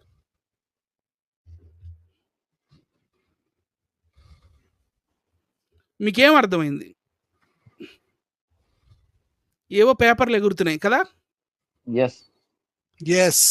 పేపర్లు ఎగురుతున్నాయి సార్. ఏవో పేపర్లు ఎగురుతున్నాయి. రెక్కలు ఉన్నాయి పక్కనాటికి. రైట్. సరే, ఈ పేపర్లు ఏంటో చూద్దామా? ఇప్పుడు చూపించండి. మనము ఇక్కడ వాల్మీకి రామాయణంలోని సుందరకాండ 1వ సర్గలో చూస్తే, మరి ఇక్కడ ఇండియన్ సబ్ కాంటినెంట్ నుంచి ఒక జంప్ వేసినప్పుడు హనుమంతుల వారు ఆయన ఇక్కడికి లంకకి వెళ్ళాలి. లంకకి వెళ్తూ వెళ్తూ వెళ్తూ సముద్రంలో ఎగురుతూ ఎగురుతూ ఎగురుతూ వెళ్తారండి. వెళ్తున్న సమయంలో డింగుమని సముద్రంలో నుంచి ఒక కొండ బయటకు వచ్చింది సార్. ఇప్పుడు ఆ కొండ ఏం మాట్లాడుతుంది? అదేంది? మనం ఒక్కసారి మన వీక్షకులకి, ప్రేక్షకులకి, మన లైవ్‌లు కొత్తగా చూస్తున్న వారికి ఒక్కసారి చూపించాల్సిన అవసరత ఎంతగానో ఉంది. సో మళ్ళీ ప్రెజెంటేషన్‌లోకి వెళ్ళిపోతాను నేను. ఓకే. చూడండి సార్. చదవండి సార్ ఒక్కసారి. చదువుతాను సార్. ఓ వానర శ్రేష్ఠుడా, నీవు దేవతలలో శ్రేష్ఠుడైన మహాత్ముడైన వాయుదేవుని కుమారుడు, వేగముతో అతనితో సమానుడవు. ఓకే. తర్వాత ఓ ధర్మజ్ఞుడా, ఓ ధర్మజ్ఞుడా, నీవు పూజించినచో వాయుదేవుని పూజించినట్లే అగును. అందుచేత నేను నిన్ను పూజించవలసి ఉన్నది. ఇందుకు కారణం చెప్పేదని వినుము అని ఒక కొండొచ్చి హనుమంతుడితో ఇలా అంటుందండి. సుందరకాండ 1వ సర్గ, జస్ట్ ఫస్ట్ సర్గలోనే 121వ శ్లోక తాత్పర్యం నుంచి మొదలవుతుంది. 123కి వచ్చామండి. ఓకే నాయనా, అంతేనండి. నాయనా, పూర్వం కృతయుగంలో పర్వతాలకు రెక్కలుండేవి. అవి గరుక్కుమంతుని వేగంతోను వాయుదేవుని వేగంతోను సమానమైన వేగంతోను దిక్కులకు వెళ్ళుచుండేటివి. అవునా? అవునండి. ఇది ఇది ఇది మన ప్లానెట్ మీదే జరిగిందా సార్? మన భూగ్రహం మీద జరిగిందా? మరి భూగ్రహం మీద జరిగింది కాబట్టి రామాయణం ఇక్కడే జరిగిందని చెప్తున్నారు కదా సార్. ఎందుకంటే జాన్ కోయ గారు ఇప్పుడు గ్రహాల గురించి అడిగాడు కాబట్టి నాకు ఈ క్వశ్చన్ వచ్చింది. అడిగారు కాబట్టి నాకు ఈ క్వశ్చన్ వచ్చింది. ఈ భూగ్రహం మీద లేదా ఈ భూమి మీద ఎప్పుడైనా పర్వతాలకి రెక్కలున్నట్లుగా ఆ రెక్కలు వాయువేగంతో ఆకాశంలో ఇటు అటు ఎగురుతున్నట్టుగా ఎక్కడైనా సైంటిఫిక్ రికార్డ్స్ ఉన్నాయా? రెక్కలు వచ్చాయి సార్, అంతే సార్, వస్తాయి సార్ రెక్కలు, దేనికైనా వస్తాయి సార్ రెక్కలు. సార్ కొండలు ఎగరటం ఏంటి సార్? ఇప్పుడు విజయవాడ ఉంది, విజయవాడలో ఉన్న కొండలన్నీ ఇప్పుడు ఎగిరినాయి అనుకోండి, ఏంటి పరిస్థితి? వైజాగ్లో మీకు కొండలు లేవా? వైజాగ్లో కొండలన్నీ ఎగిరినాయి అనుకోండి, ఏంటి పరిస్థితి? సార్ మొన్నక ఎవరో ఏదో పాట వినండి సార్, కొత్తగా రెక్కలు చేనా అని గరుకుమంతుని వేగంతో. అంతే సార్, గూట్లోని అప్పుడు గోవపెట్టకి కాదండి, కృతయుగంలో పర్వతాలకు. ఆహాహా! ఉమ్. చదవండి సార్. ఇంకా చెప్తుంది. ఆ కొండ వచ్చి ఇంకా కొన్ని విషయాల్ని చెప్తుంది. అప్పుడు 100 ఆ! అవి అవి యజ్ఞములాచరించిన పైన అవి ఓకే. అవి ఆ విధముగా ఎగురుచుండుట చూచి దేవ సంఘములు దేవాలకు కూడా సంఘాలు కూడా నేటి దేవ హ్మ్. సంఘాలు, ఋషులు, ఇతర ప్రాణులు అవి ఎక్కడ మీద పడునో అను శంక చేత భయపడును. ఎప్పుడెప్పుడు శంఖ ఈ చేత పర్వతాల మీద భయపడును. పడతాయని చెప్పి ఆ కాలంలో ప్రజలు వాళ్ళు వీళ్ళు ఋషులు, మునులు, దేవ సంఘాలు, ఇతర ప్రాణులు అన్ని కూడా భయపడుతుండేవట. Okay sir. 125. ఓకే. అప్పుడు నూరు యజ్ఞములాచరించిన దేవేంద్రుడు కోపించి వేల కొలది అక్కడక్కడ ఉన్న పర్వతముల రెక్కలను వజ్రాయుధంతో ఖండించేశాడు. హ్మ్. అదండి. కోపించంటండి. రెక్కలెలాగ వచ్చాయో, ఎందుకు కోపించాడో ఏటో మరి. ఓ ఆ! వానర శ్రేష్ఠుడా, ఈ విధముగా నీ తండ్రి నన్ను లవణ సముద్రములో పడవేసి నా రెక్కలు చిన్నములు కాకుండా నా శరీరము పరిపూర్ణంగా ఉండునట్లు చేసి నన్ను రక్షించినాడు. అంటే వాయుదేవుడు గట్టిగా వీచి ఈ కొండని మాత్రం ఫాస్ట్‌గా ఇటు వచ్చి ఎగిరేటట్టుగా ఈ సముద్రంలోకి వచ్చి ఈ లవణ సముద్రంలో అంటే ఉప్పు సముద్రంలో దాచిపెట్టాడట. రెక్కలు చిన్నము కాకుండా అంటే అప్పటికి దానికి రెక్కలున్నాయి సార్ హనుమంతుడితో మాట్లాడేటప్పుడు. అవునండి. అవునండి. అంటే త్రేతాయుగంలో గూడా దీనికి రెక్కలున్నాయి. అవునండి. మరి ఈ రామసేతుకి పైన గాని, రామసేతు చుట్టుపక్కల గాని, ఇండియా నుంచి శ్రీలంకకి వెళ్ళే ఈ సముద్రంలో గాని, ఈ ఒక పెద్ద పర్వతం దానికి రెక్కలు దొరికినియా? రెక్కల గల పర్వతం. రెక్కల పర్వతం లేదా? రెక్కలు గల పర్వతం. ఎందుకు చిన్నము గాలేదు గదా! ముక్కలు గాలేదు గదా! అవును. అంటే కూడా మొక్కలు ఆ! కాలేదు. ఇప్పుడు చదవండి ఇంకా. కిందకి కొంచెం. ఓ వానరోత్తమ నాకు సహాయము చేసి ఉండుట చేత వాయుదేవుడు నాకు మాననీయుడు. అందుచేత నిన్ను గౌరవించుచున్నాను. నీకును నాకును గల ఈ సంబంధము ఉత్తమ గుణములను పట్టి ఏర్పడినది. హ్మ్. ఓ వానరోత్తమ, ఇంటి పరిస్థితుల్లో నీవు మా ఆతిథ్యము చేత సంతోషించిన మనస్సుతో నాకు సముద్రునికి సంతోషము కలిగించుము. హ్మ్. ఓ వానరోత్తమ, మా పూజను అందుకొనుము. కొంతసేపు విశ్రమించుము, మా స్నేహమును గౌరవింపుము. నీ దర్శనము నాకెంతో ఆనందము కలిగించినది. హ్మ్. హనుమంతుడు ఆ పర్వతోత్తముని మాటలు విని ఇట్లు పలికెను. నీవు ఆతిథ్యము చేసినట్లు సంతోషించుచున్నాను. నీ ఆతిథ్యమును లేదని కోపగించకము. అంటే అతని పేరు ఆ పర్వతం పేరు మైనాకుడండి. అవును. ఎవరి నాకుడు? నాకుడు. అదండి. సో, ఇప్పుడు చెప్పండి హనీ జాన్సన్ గారు అండ్ జాన్ కోయ్ గారు అందరిని మిమ్మల్ని స్క్రీన్ మీద తీసుకుంటున్నాను. ఇవన్నిటిని మరి మన యువతరాలకి, భావితరాలకి ఎలా ఉపయోగపడతాయి? నాకు అర్థం కాలేదు. మీరు ఒక్కొక్క మాట చెప్పేయండి సార్. ఇంకా మనం క్లోజింగ్‌లోకి వెళ్ళిపోదాం. ఇవి పాఠ్య పుస్తకాల్లో పనికిరావండి ఇవి. ఇది అన్ని కూడా మిథాలజీ అనేది పాఠ్య పుస్తకాల్లో పనికిరావు. సైన్స్ ప్రకారంగా ఏదైతే నిజం ఉందో, ఫ్యాక్ట్స్ ఉందో, ఫ్యాక్ట్సే పిల్లలకి నేర్పించాలి.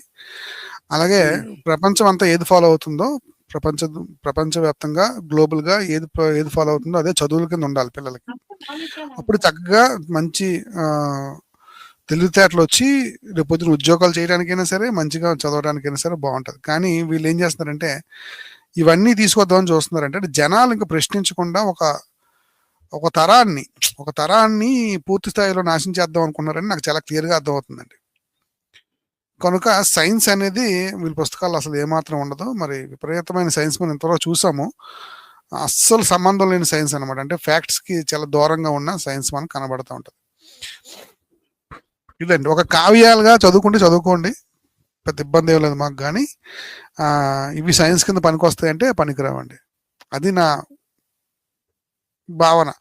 అలాగే టాపిక్లోకి వస్తే ఒక క్లారిటీ అనేది, సృష్టికర్తకు సంబంధించిన క్లారిటీ అనేది వీళ్ళ గ్రంథాలు చెప్పవండి.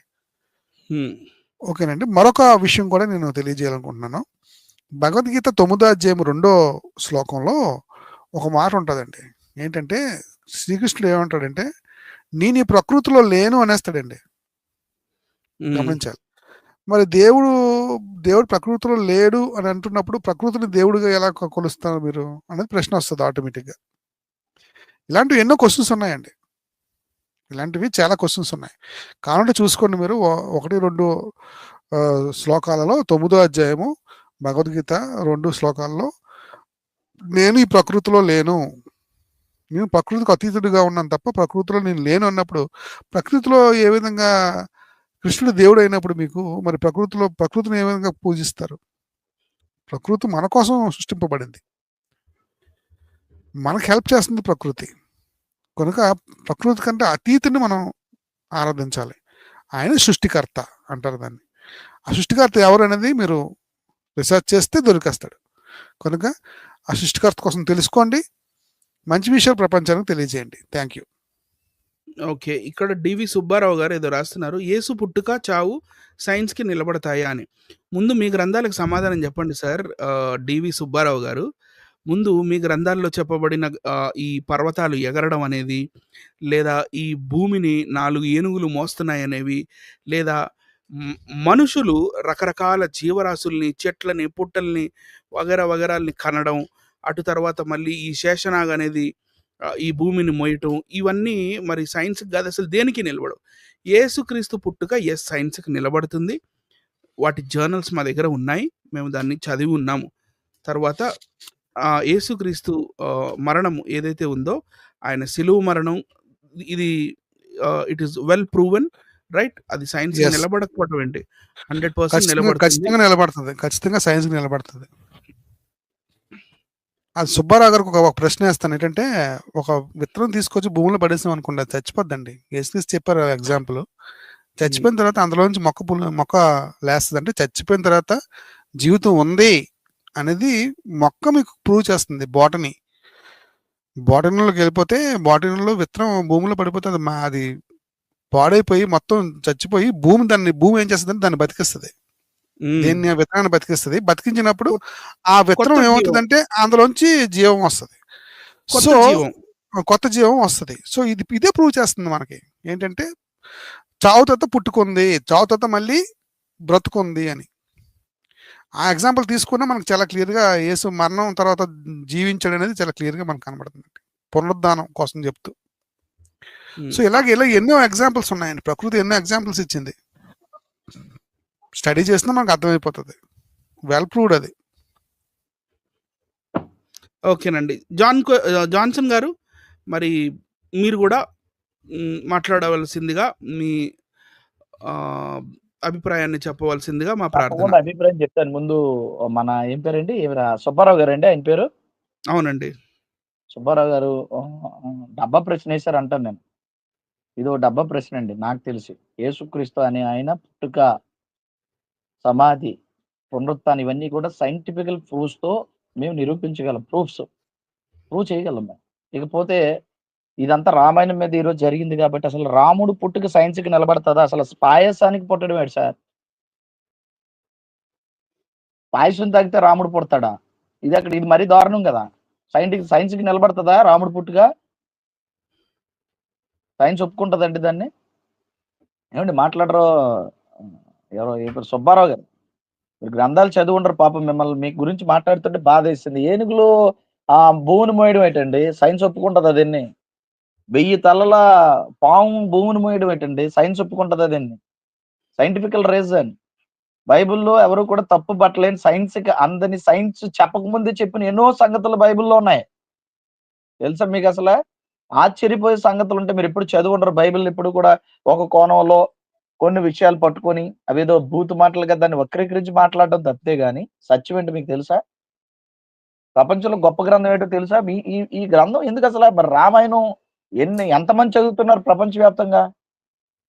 మాట్లాడుకుంటే అసలు రామాయణం ఎక్కువ మంది ఎవరు చదవరు. ఎన్ని భాషల్లో లేదు రామాయణం, కానీ ప్రపంచంలో అన్ని భాషల్లో బైబిల్ ఉంది. That is Bible. బైబిల్ని అంగీకరించారు కనుక ప్రతి భాషలోని వారు దాన్ని ఆహ్వానిస్తున్నారు. ఈ యొక్క లిటరల్ గా బైబిల్ చాలా భాషల్లో రాసి ఉంది. మనం మాట్లాడుకునే భాషలో, రాసిన భాషలో, ఈ యొక్క లిపి కలిగిన భాషల్లో బైబిల్ మనం అనేక భాషల్లో చూడొచ్చు. మరి మీ రామాయణం ఎందుకు కనపట్లేదు? అబద్ధం గనక, అభూత కల్పన గనక. రెక్కలతో ఎగరడం ఏంటి అసల? రెక్కలతోని పర్వతాలు ఎగరడం ఏంటి? ఏనుగులు భూమిని మోయడం ఏంటి? 10,000 తలల ఆ పాము భూమిని మోయడం ఏంటి? ఇవన్నీ మరి కల్పితాలు కాదంటారా? అసలు మనుషులనేవారు జంతువులను కనడం ఏంటి? పక్షులను కనడం ఏంటి? వృక్షాలను కనడం ఏంటి? దీన్ని మీకు అసలు ఇదొక కల్పితంగా మీకు అనిపించట్లేదా?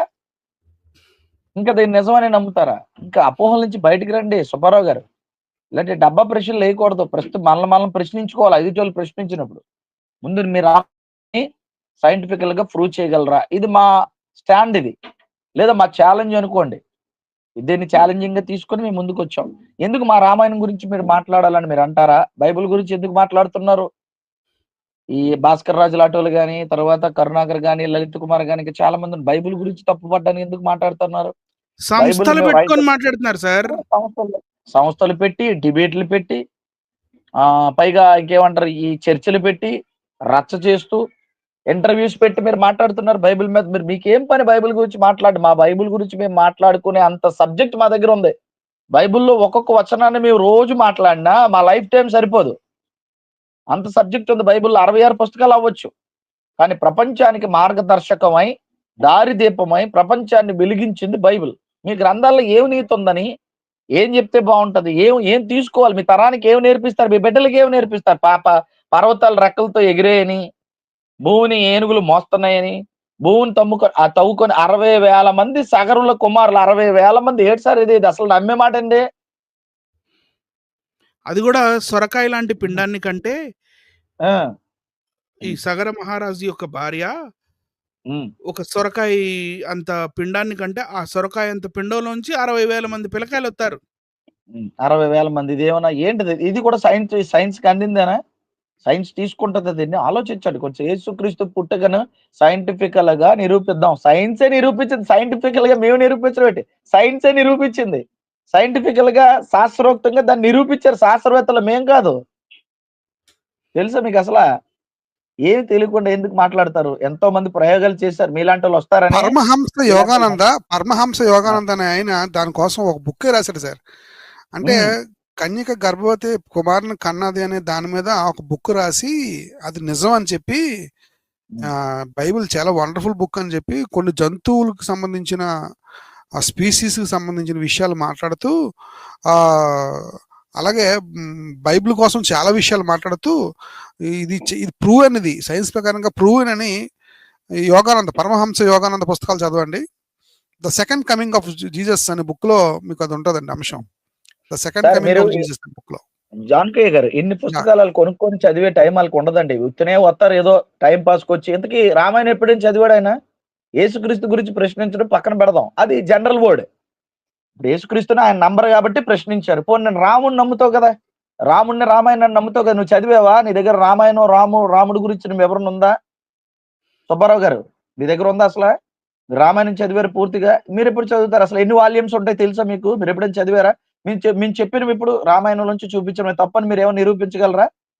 ఇవన్నీ ఒక గ్రద్ద వచ్చి మాట్లాడుతుంటే, వృద్ధ గ్రద్ద వచ్చి మాట్లాడుతూ రాముడికి చెప్తున్నటువంటి మాటలు, రాముడు వచ్చి ఇంతకీ మాట్లాడడం ఏంటి, నేను నీ ఫ్రెండ్ అని చెప్పడం ఏంటి, ఇదంతా కథలాగా కల్పితంలాగా మీకు అనిపించలేదా? మళ్ళీ కులవాడ కూడా ఏంటి? గ్రద్ద కులం ఉంటుందా? ఇది ఎక్కడ గొడవ అండి? పక్షులకు కూడా కులాన్ని అడగడం, రాముడికి కనీసం ఆలోచన ఉండాలి కదా. ఇక్కడ విషయం చెప్తాను. ఇప్పుడు మైత్రేయం అంటారండి. మైత్రేయం అంటే అదొక మత్తు పదార్థం మీ భాషలో. మైరేయకం అంటే అదొక మత్తు పదార్థం. నాకు తెలిసి బైబిల్ రాసిన వాళ్ళందరూ కూడా ఎలా ఆ మత్తు ఏదేది తాగుబోతులు రాశారనుకుని దొంగ మాట్లాడుతున్నారు. 42 మంది ఒక దగ్గర లేకుండా, ఒక దగ్గర కాకుండా బైబిల్ అద్భుతంగా ఎంత బాగా రాశారంటే, ఏ తరంలోనైనా బైబిల్ యొక్క కాంట్రడిక్షన్ ఎక్కడ ఉండదు. అది అర్థం చేసుకోవడంలో తప్పు ఉండొచ్చేమో కానీ బాగా వినాల. ఇక్కడ పోతే ఇక్కడ మైరేయకం అనే మత్తుని తాగుతూ ఈ యొక్క రామాయణాన్ని నాకు తెలిసి వాల్మీకి పేరుతో రాసి ఉండాలి. అదే వాల్మీకి రామాయణం ఎవడో రాశాడు. అదే వాల్మీకి రామాయణంలో ఇప్పుడు మనం 2 చూపించాం. ఏంటి? అవును, బాలకాండ 40 మరియు 41వ సర్గలో భూమిని ఏనుగులు మోస్తున్నాయని ఉంది. కానీ ఉమ్, అరణ్యకాండ 14వ సర్గకు వచ్చేసరికి శేషనాగు భూమిని మోస్తుంది. అంటే బాలకాండ రాసినోడు వేరు, అరణ్యకాండ రాసినోడు వేరు. అంతే కదా. లేదా ఒకడే రాసినా సరే ఆ మైరేకు మత్తులో రాసి ఉండాల. అంతే కదా. పక్షులు మాట్లాడడం ఏంటి, మనుషులు వృక్షాలను కండం ఏంటి, ఎంత ఆశ్చర్యంగా లేదు. ఒక సగరుడు కుమారులు 60,000 భూమిని తవ్వేయడం ఏంటి. మరి కాదండి, భూమిని తవ్వేళ్ళిపోతే ఆ కన్నాలు ఉండాలి కదా, ఎక్కడ తవ్వాడు హోల్స్ ఉండాలి కదా. ఉమ్, భూమిని తవ్వుకొని వెళ్ళినప్పుడు 4 పక్కల హోల్స్ కనపడాలి కదా. ఇగో సగర కుమారులు తవ్వినటువంటి హోల్స్ అని కనపడాలి కదా. ఏమైనా మూసుకుపోయావు ఏమైనా? ఇప్పటికీ ఆస్ట్రాయిడ్స్ పడతాయి కదండి భూమి మీద పడినప్పుడు. ఆ భూమి మీద పడినప్పుడు ఆస్ట్రాయిడ్స్ పడిన వాటి యొక్క ఆ ఉల్కా యొక్క ప్రభావం భూమి మీద ఆ హోల్ కనపడుతుంటది మనకి. అవును. మరి సగర కుమారులు తవ్వుకొని వెళ్తున్నారంటే లోనకు వెళ్ళిపోయారు. వెళ్తున్నప్పుడు ఆ ఏనుగుల్ని కుశలం అడిగారు. ఇది ఆశ్చర్యం కదా.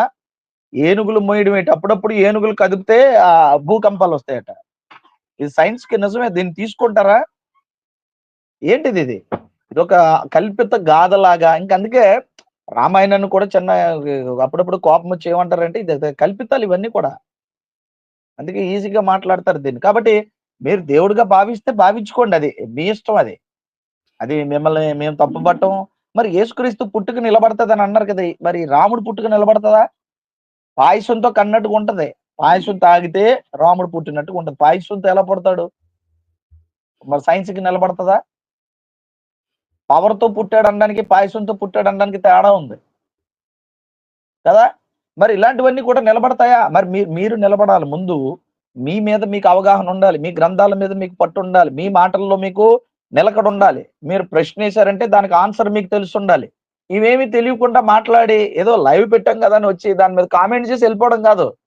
బ్రదర్ సుబ్బారావు గారు, కామెంట్ చేసి వెళ్ళడం కాదు. దాని మీద పూర్తి పుట్టు పూర్వోత్తరాలు అంటారు, వాటి గురించి పూర్తిగా తెలుసుకొని, మీ గ్రంథాల గురించి తెలుసుకొని అప్పుడు ప్రశ్న వేయండి. మా దగ్గర ఆన్సర్స్ ఉన్నాయి, మీ దగ్గర ఉన్నాయా? మేము లైవ్ పెట్టి మాట్లాడుతున్నాం అంటే ఇది ఊరకే వెళ్ళిపోవట్లేదు. మీ ప్రశ్నకి మా దగ్గర జవాబు ఉంది, మేము వేసే ప్రశ్నకి మీ దగ్గర జవాబు ఉందా, ఇవన్నీ కూడా మీరు పరిగణలోకి తీసుకోవాలని ఇందు మూలంగా తెలియజేస్తూ, మరి ఇప్పటి వరకు జరిగిన విషయాలు మీరు ఒక్కసారి ఆలోచించండి. మిమ్మల్ని మీద వ్యతిరేకతతో ముందుగా హైందవ సోదరులు, మీరు జ్ఞానోదయం మీకు రావాలి. ఎంతవరకు ఇవి నిజ నిజాలు తెలుసుకోవాలి, వీటి మీద మీరు పరిశీలన చేయాలి. ఆ గ్రంథాలు తెచ్చుకోండి. ముందు బైబిల్ చదవకండి, మీ గ్రంథాలు చదవండి. అవి సైన్స్ కి నిలబడతాయో లేదో ముందు మీరు వాటిని బేరే చేసుకోండి. అప్పుడు బైబిల్ దగ్గరికి రండి, మమ్మల్ని ప్రశ్నించండి, మీకు ఆన్సర్ చెప్తాం మేము. ముందు మీ గ్రంథాలు చదవండి. సైంటిఫికల్ గా మేము చెప్పినవన్నీ కూడా ప్రూవ్ అవుతాయా? ఏనుగులు మరి భూమిని మోస్తాయని, 1000 తలల నాగు భూమిని మోస్తుందని, గద్ద వచ్చి మాట్లాడితే రాముడు కులం అడిగాడని గద్దకు కూడా కులం ఉంటుందా? ఏంటిది రాతలేటి, వీటి యొక్క పద్ధతులు ఏంటి, ఇవన్నీ కూడా ఒకసారి ఆలోచించండి. సగర కుమారులు 60,000 మంది ఏంటి, భూమిని తవ్వడం ఏంటి, తవ్వితే హోల్ ఉండాలి కదా. హోల్స్ ఎక్కడ ఉన్నాయి, ఎలా మూసుకుపోయాయి, లేదా ఎవరు సిమెంట్ తో కప్పేశారా, లేదా సగర కుమారులే కప్పేశారా, దాన్ని ఏమైనా ప్లాస్టింగ్ చేసేసారు, ఇవన్నీ డౌట్లు రావాలి కదా మీకు. సో ఇలాంటివన్నీ కూడా అంటే కల్పితాల్లో పుట్టుకొచ్చిన గాథలు లేకపోతే రాతలు, ఈ యొక్క ఇవన్నీ కూడా అసలు పురాణాలు అంటేనే ఇవన్నీ తప్పు అని, ఇవన్నీ కల్పితాలని, ఈ యొక్క ఇతిహాసాలు అనేవి కూడా కల్పితాలని ఎప్పుడు ప్రూవ్ అయింది. కాకపోతే మీరు తెలుసుకోకుండా మా ధర్మాన్ని అంటారా, మా గ్రంథాలు, మీ ధర్మాన్ని అంటలేదు, మీ గ్రంథాన్ని అంటలేదు, నిజమా కాదు తెలుసుకోమంటున్నాం. మీకెందుకని అడుగుతారా మీరు? మరి మా బైబిల్ గురించి ఎందుకు మాట్లాడుతున్నారు? ముందు వాళ్ళకి చెప్పండి. ధర్మరక్షకులు అనేవారు, ఈ ధర్మరాక్షసులు ఎవడైతే ఉన్నాడో ముందు ధర్మరాక్షసులు వెళ్ళి మిమ్మల్ని తినేస్తున్నారు, మిమ్మల్ని మోసం చేస్తున్నారు, మిమ్మల్ని మాయ చేస్తున్నారు, ఉన్నవేటో మీకు చెప్పకుండా బైబిల్ మీద పడేడుతున్నారు. కాబట్టి మేము ఇలాంటి విషయాలు నిజాలేంటో మీకు ప్రూఫ్స్ తో, మేమే నోటి మాటలతో కాదు, ఇదిగో మీ ముందు ఆధారాలు పెట్టి ఆ గ్రంథాల యొక్క వివరణ చెప్తూ వాటి గురించి విశ్లేషణ మీకు ఇస్తూ వీటిలోనున్న లోటుపాట్లు ఏంటిది ఒకసారి ఆలోచించండి అని మేము ముందు పెడుతున్నాం. ఎవరిని విమర్శించట్లేదు, ఎవరిని వ్యతిరేకించట్లేదు. That's it brother. మనం ముందుకెళ్దాం ఇక కార్యక్రమంలోకి. అనిల్ గారు ఓకేనండి. ఇంకేమైనా జాన్ కోయ గారు, మనం జాన్ కోయ సార్, ఓకే. మరి చివరి మాటలు. నా చివరి మాటలు ఏంటంటే అండి, దేవుడి కోసం తెలుసుకోవాలండి, రీసెర్చ్ చేయాలి. రీసెర్చ్ చేయడానికి మనం వీలైతే అన్ని పుస్తకాలు కూడా చదవలసిన అవసరం ఉంటుందండి.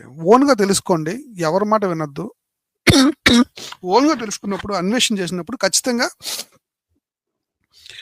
3 గ్రంథాలు, బైబిల్, మీ గీత లేకపోతే మీ పుస్తకాలు ఏవైతే ఉన్నాయో ఆ పక్కన ఖురాను 3 పెట్టుకొని 3 చదవడం స్టార్ట్ చేయండి.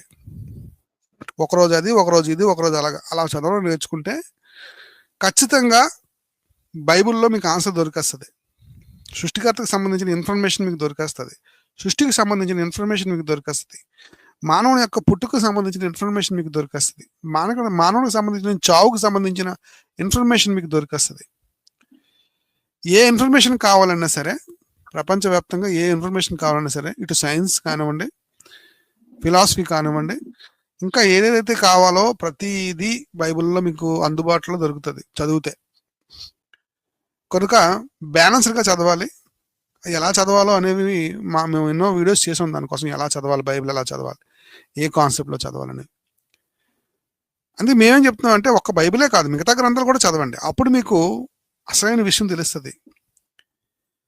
మన బ్రతుకున్న లోపు మనం సృష్టించిన సృష్టికర్త ఎవరో మనకు తెలియాలి. ఎందుకంటే ఆయన ఈ లోకం నుంచి మనకి వేరే లోకం ఇస్తానని మరి ఇటు బైబిల్ చెప్తుంది, మిగతా గ్రంథాలు కూడా అదే చెప్తున్నాయి. ఇది శాశ్వతం కాదని.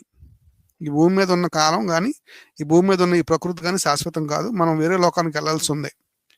కనుక దాని మీద కూడా మీరు అవగాహన తెచ్చుకొని ముందుకు సాగండి. ఇకపోతే కొందరు చాట్ సెక్షన్లో మరి ఎథిస్టుల సంగతి ఏంటి అని అడుగుతున్నారంటే, దేవుడు లేడు అనేవారు కోసం ఏంటి అని అడుగుతున్నారు. దేవుడు లేడు అనే వారి కోసం కూడా మాట్లాడటానికి అనేకమైన అంశాలు బైబిల్లో ఉన్నాయి. ఎవరైతే దేవుడు లేడు అని వస్తున్నారో అలాంటి వారితో కూడా మేము చర్చలు జరపాలనుకుంటున్నాం. అలాంటి వారు కూడా మమ్మల్ని ప్రశ్నించవచ్చు, మేము వారికి కూడా జవాబు చెప్తాం. ఏమండి, అలాంటి వారికి కూడా ఆహ్వానం పలుకుతున్నాం. చెప్పాలంటే ఆహ్వానం పలుకుతున్నాం. దేవుడు లేడు అనేవారు కూడా ఆహ్వానం పలుకుతున్నాం. బైబిల్ ద్వారా దేవుడు ఉన్నాడని మేము ప్రూవ్ చేస్తాం. దేవుడి మాటలన్నింటినీ దీవించును గాక. థ్యాంక్ యూ అండి. బ్రదర్, చివరిగా నేను ఒక మాట చెప్తాను. చివరిగా ఒక మాట బైబిల్లో మనం ఒక్క మాట చూపిద్దాం బ్రదర్. చివరిగా అపోస్తుల కార్యములు 17వ అధ్యాయము 24 నుంచి 27 వచనాలు ఒకసారి మనం చదువుదాం బ్రదర్. అపోస్తుల కార్యాలు ఒకసారి 17వ అధ్యాయము. దేవుడు అంటే ఎలా ఉంటారు? కథలు కాలక్షేపాలతో కాకుండా డెఫినెట్ గా బ్రదర్ మనం బైబిల్ తోనే ముగిద్దాం. ఎందుకంటే బైబిల్ కూడా చెప్దాం. వీళ్ళు అనుకుంటారు ఏదో మా గ్రంథాల గురించి చెప్పేశారు మీ బైబిల్. మా బైబిల్ ఎంత కరెక్ట్ గా ఉందంటే దేవుడిని చాలా జాగ్రత్తగా వెతకమని చెప్తాడు. మా బైబిల్ అని ఎందుకన్నానంటే మీరు అంగీకరించరు కాబట్టి. మీరు అంగీకరిస్తే అది మీ అందరిది బైబిల్. మా బైబిల్ అన్నారని మరలా దీని మీద ద్వంద్వార్థాలు 17వ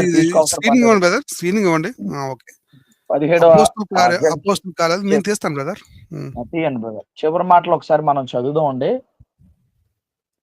ఇక్కడ ఒక సందర్భం జరుగుతుంది, ఒకసారి చదువుదాం. ఒక బలిపీఠం కనబడుతుంది కదా, అక్కడి నుంచి చదువుదాం బ్రదర్. చదవండి బ్రదర్. వండర్ఫుల్ గా ఉంటది అది. ఇక్కడ విషయం ఏంటంటే పౌలు గారు 2:22 అండి, 22 నుంచి చదువుతున్నానండి. చదవమంటారా? చదవండి. పౌలు అరపయోగు మధ్య నిలిచి చెప్పినది ఏమనగా, ఏథెన్సు వారలారా, అక్కడ ఏథెన్సు ప్రాంతానికి ఆయన యేసుక్రీస్తు యొక్క సువార్తను చెప్పడానికి వెళ్తూ ఉన్నప్పుడు, మీరు సమస్త విషయంలో అతి దేవతా భక్తి గలవారై ఉన్నట్లు నాకు కనబడుచున్నది. మనం మాట్లాంటివన్నీ ఎన్నో చూశాడండి పౌలు గారు అక్కడ ఏథెన్సులోని. కథలన్నీ అక్కడి నుంచి వచ్చినవే. గ్రీకు పురాణాలన్నీ కూడా చూశాడు ఆయన.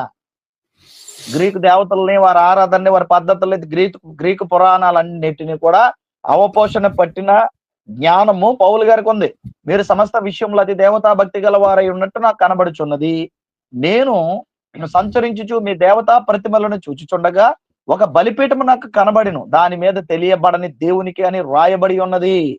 ఏమని రాయబడి ఉందంటే తెలియబడని దేవునికి అని రాయబడి ఉందంట. దేవుడు అంటే తెలీదు కానీ దేవుడు ఉన్నాడు అని అనుకుంటాం, రాయబడి ఉందంట అక్కడ. ఓకే, మీరు రాయబడి ఉన్నది. ఓకే, మీ తెలియబడిన దేవునికి అని రాయబడి ఉన్నది. కాబట్టి మీరు తెలియక దేని యందు భక్తి కలిగి ఉన్నారో దానినే మీకు ప్రచురపరచుచున్నాను. ఎస్, చాలా మందికి దేవుడు తెలియదు కానీ భక్తి కలిగి ఉన్నారు. సేమ్ ఏథెన్స్ లో అదే పరిస్థితిలో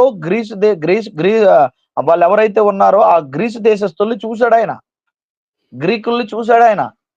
వారి యొక్క భక్తి కానీ వారి యొక్క లిటరీ ఎలా ఉందంటే తెలియబడిన దేవుడు ఏదో ఉన్నది, కానీ ఆ దేవుడు ఎలా ఉంటాడో తెలియదని రకరకాల కథలు రాసుకుంటే వారిని వాస్తవంలోకి తీసుకొస్తున్నాడు ఆయన. జగత్తును అందరిని సమస్తమును నిర్మించిన దేవుడు తానే ఆకాశమునకును భూమికి ప్రభు అయి ఉన్నందున హస్తకృతములైన ఆలయంలో నివసింపడు. That's it. ఆయన హస్తకృతములైన ఆలయంలో నివసింపడు. ఆయన అందరికిని జీవమును ఊపిరిని సమస్తమును దయచేయువాడు గనుక తనకు ఏదైనా కొదువు ఉన్నట్టు మనుషుల చేతులతో సేవింపబడువాడు కాడు. ఈయన సృష్టికర్త. ఈయన గురించి ఎంత చక్కగా చెప్పారంటే మరి మీ గ్రంథాల్లో ఎక్కడ ఈ సృష్టికర్త గురించి ఎంత పర్ఫెక్ట్ గా రాసినట్టుగా ఏ గ్రంథంలో ఉండదు. ఈవెన్ భగవద్గీత ఏదైనా కొదివి ఉన్నట్టు మనుషుల చేతులతో, కానీ భగవద్గీతలు ఏమంటే పుష్పం కానీ ఏదైనా కొబ్బరికాయ కానీ ఏదైనా నన్ను అర్చించవచ్చు ఆచరించవచ్చు అని అన్నాడు. కానీ దేవుడికి అవి కూడా అక్కర్లేదట. ఏదైనా కొదివి ఉన్నట్టు ఆయన మనుషుల చేతులతో సేవింపబడివాడు కాడు. మరియు యావత్ భూమి మీద కాపురం ఉండటకు ఆయన ఒకరి నుండి ప్రతి జాతి మనుషుల్ని సృష్టించి, ఇది సృష్టి క్రమం. మనుషుల నుంచి మనుషులు వచ్చారు కానీ మనుషుల నుంచి పక్షులు పుట్టడం ఏంటి, మనుషుల నుంచి జంతువులు పుట్టడం ఏంటి, మనుషుల నుంచి చెట్లు పుట్టడం ఏంటి, అంతే కదండి. ఇది సృష్టి క్రమం. కొండలు సింహాలు, జడల బర్రెలు, చెట్లు, పుట్టలు, పైగా ఒకరి నుండి అది గ్రేట్ అండి. ఒకటే, మనుషులందరూ ఒకటే అని చెప్తుంది. సమానత్వం అడిగారు కదా. ఎస్ అండి. ఇప్పుడు సైన్స్ కూడా ఏం చెప్పిందండి, ఒకరి నుంచి వచ్చారు కదా. నలుగురి నుంచి రాలేదు. బ్రాహ్మణ, క్షత్రియ, వైశ్య, శూద్ర నలుగురి నుంచి రాలేదండి. ఒకరి నుంచి సైన్స్ చెప్తుంది, ఒకరి నుంచి బైబిల్ చెప్తుంది. అది ఇప్పుడు బైబిల్ సైంటిఫికల్ గా రుజువు అయింది. సామాజికంగా మంచి పుస్తకం, సైంటిఫికల్ గా మంచి పుస్తకం కదా. సైంటిఫికల్ గా ప్రూవ్ అయిన పుస్తకం, సామాజికంగా అవసరమైన పుస్తకం కదా. ఒక్కరి నుండి ప్రతి జాతి మనుషులను సృష్టించి ఎస్ వారు. కానీ అక్కడ మనం చదువుతున్నప్పుడు ఎలా ఉందంటే వీళ్ళు ఎవరు పుట్టారంటే బ్రాహ్మణ, క్షత్రియ చెప్పేస్తున్నారు. డివైడ్ చేసి చెప్తున్నాడు. బ్రాహ్మణులు, క్షత్రియులు, వైశ్యులు, శూద్రులు పుట్టారు అని చెప్తున్నాడు. కానీ ఇక్కడ బైబిల్ అలా లేదు. బ్రాహ్మణుడు లేడు, క్షత్రియుడు లేడు, వైశ్యుడు లేడు, శూద్రుడు లేడు. ఒక్కరి నుండి ఒకడే మనుషుడు ప్రతి జాతి మనుషుని సృష్టించి వారు ఒకవేళ దేవుణ్ణి తడువులాడి కనుగొందరు. ఇది మనిషి జీవితంలో చేయవలసిన ప్రయత్నం ఏంటంటే దేవుణ్ణి తడువులాడి కనుక్కోవాలా. ఏం రాయబడింది, ఈయన దేవుడా కాదా అని చెప్పి మన జీవితంలో ఖచ్చితంగా తడువులాడి కనుక్కోవాలా. వారు ఒకవేళ దేవుణ్ణి తడువులాడి కనుగొందరేమో అని తన్ను వెదుగు నిమిత్తము నిర్ణయ కాలమును వారి నివాస స్థలం యొక్క పొలిమేరలను ఏర్పరచను. ఆయన మనలో ఎవరికి దూరంగా ఉండేవాడు కాడు. ఎస్, ఆయన దూరంగా ఉన్నవాడు కాదు. గమనించాలి, దూరంగా ఉన్నవాడు కాదు, దగ్గరగా ఉన్నవాడు. అంటే ఇప్పుడు దర్శనం, మనం దర్శనానికి వెళ్ళక్కర్లేదండి, ఆయన దర్శిస్తాడు మనకి. అది రివర్స్. ఇప్పుడు అలా కాదు బ్రదర్. అసలు దూరంగా ఉండడు కాదని సమాజాన్ని దగ్గర చేసి మనుషులందరూ ఒక్కటని చెప్పి మనుషులు దగ్గర చేసి అనుకూలంగా ఉన్నటువంటి పుస్తకం గాని, క్రైస్తవ్యం గాని, యేసుక్రీస్తు గాని ఎవరికి దూరంగా ఉన్నారు? అంటరాని వారిగా ఎవరిని దూరం చేశారు కదండి. కథలు కల్పితాలతో లేదు కదా ఈ పుస్తకాలు. మనం ఆయన యందు బ్రతుకుచున్నాము, చలించుచున్నాము, ఉనికి కలిగి ఉన్నాము. అటువలవే మనం ఆయన సంతానమని మీ కవిశ్వరులో కొందరు చెప్పుచున్నారు. కాబట్టి మనము దేవుని సంతానమై, అది మనుషులు దేవుని సంతానమై ఉండి మనుషుల చమత్కార కల్పన వలన, ఇదంతా చమత్కార కల్పనే కదా సార్ ఇప్పుడంతా మనం చదువుకున్నది. అంతే కదండి. ఇదంతా చమత్కార కల్పన కదా. కాబట్టి మనము దేవుని సంతానమై ఉండి దేవునిగా ఆరాధిస్తే, దేవునిగా తెలుసుకుంటే మనం ఎవరు అంటే దేవుని పిల్లలు, దేవుని సంతానం మనం. మనుషుల చమత్కార కల్పన వలన ఇప్పుడు గ్రీకు దేశంలో ఉండి ఏథెన్స్లో ఏదైతే మాట్లాడుతారో ఇప్పుడు మనం మాట్లాడినవన్నీ అక్కడి నుంచి డంప్ చేసుకున్నవే, అక్కడి నుంచి కాపీ చేసుకున్నవేవి కాదంటారు బ్రదర్. ఇప్పుడు ఏనుగులు మోస్తున్నాయి అన్నారు. కాదు బ్రదర్, ఏనుగులు మోస్తున్నాయి. అంతకంటే గ్రీక్ పురాణంలో ఎవరు మోసినట్టు ఉంటుంది? హెర్క్యులస్ మోసినట్టు ఉండదా భూమిని? హెర్క్యులస్ మోసాడు కదండి. మరి హెర్క్యులస్ మోసినట్లేదా? ఒకసారి చూపించండి బ్రదర్. ఈ భూమిని మోస్తున్నారు అన్నప్పుడు ఆలి పురాణంలో ఏమని ఉంది? హెర్క్యులస్ భూమిని మోసినట్లేదా? చమత్కార కల్పనలు కదా. మనం ఈ రోజు చెప్పిన దానికంటే 2000 సంవత్సరాల క్రితమే పౌలు గారు ఇవన్నీ చూశాడు. ఈ చమత్కార కల్పితాలు, ఈ గాథలు, ఈ కథలు, ఇలాంటివి ఎన్నో చూశాడు గ్రీక్ పురాణాల్లో. కాదంటారా? అర్పియకు మహాసభ వారు సభ దగ్గరికి వెళ్ళాడంటే వాళ్ళు చిన్నోళ్ళండి. వాళ్ళందరూ ఇందులో ఈ కల్పితాలు చెప్పడంలో పెద్ద, మరి వీళ్ళందరూ కూడా స్కాలర్స్.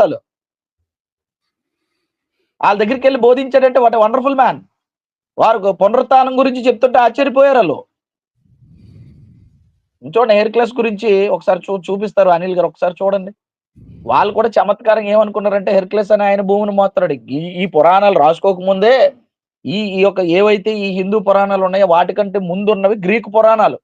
గ్రీకుల దగ్గర నుంచి రోమన్ దగ్గర నుంచి ఇరానియన్స్ దగ్గర నుంచి మన వాళ్ళు కాపీ కొట్టుకునివి. ఇలాంటివన్నీ ఉంటాయి అక్కడ. కావాలంటే చూసుకోండి. ఇక భూమిని ఏనుగులు మోస్తానే అన్నారు, పాములు మోస్తానే అన్నారు. ఇప్పుడు ఎవరు మోస్తున్నట్టుగా ఉంటుందో చూడండి. మరి హెర్క్యులస్ సైకిల్ కూడా ఉండేది మనకి, సైకిల్ మీద లాగా భూమిని మోస్తున్నట్టుగా నా చిన్నప్పుడు చూశాను నేను. చూడండి మరి దీన్ని ఏమంటారు? మరి ఇవన్నీ రకరకాలుగా మనుషుల చమత్కార కల్పనలు అని చక్కగా బైబిల్ చెప్పింది. పౌలు గారు అవన్నీ ఫేస్ చేశారు. చూడండి ఇదిగో చివరి ఇదిగో చూడండి సార్, అందరూ చూస్తున్నారు కదా. ఏమండి సుబ్బారావు గారు కామెంట్ పెట్టారు కదా, చూడండి ఒకసారి. ఇది గ్రీకు దేశంలో గ్రీకులు నమ్మే దేవుడు హెర్క్యులస్. ఏటి మోస్తున్నాడు అంటే భూమిని. దీన్ని కాపీ కొట్టి ఏనుగులు మోస్తున్నాయి. తర్వాత ఇవే ముందు గ్రీకు పురాణాలే ముందు దాన్ని కాపీ కొట్టి ఏనుగులు మోస్తున్నాయి. 4 పక్కల 4 ఏనుగులు, సగరల కుమారులు వెళ్ళారు, దాన్ని తవ్వారు, భూమిని మోస్తుంది హెర్క్యులస్. వాళ్ళ పురాణాల ప్రకారం ఆ హెర్క్యులస్ అనేవాడు దేవుడు, గ్రీకు దేవుడు. ఓకేనండి. వీళ్ళకి 4 చూపించండి బ్రదర్, చూపించండి.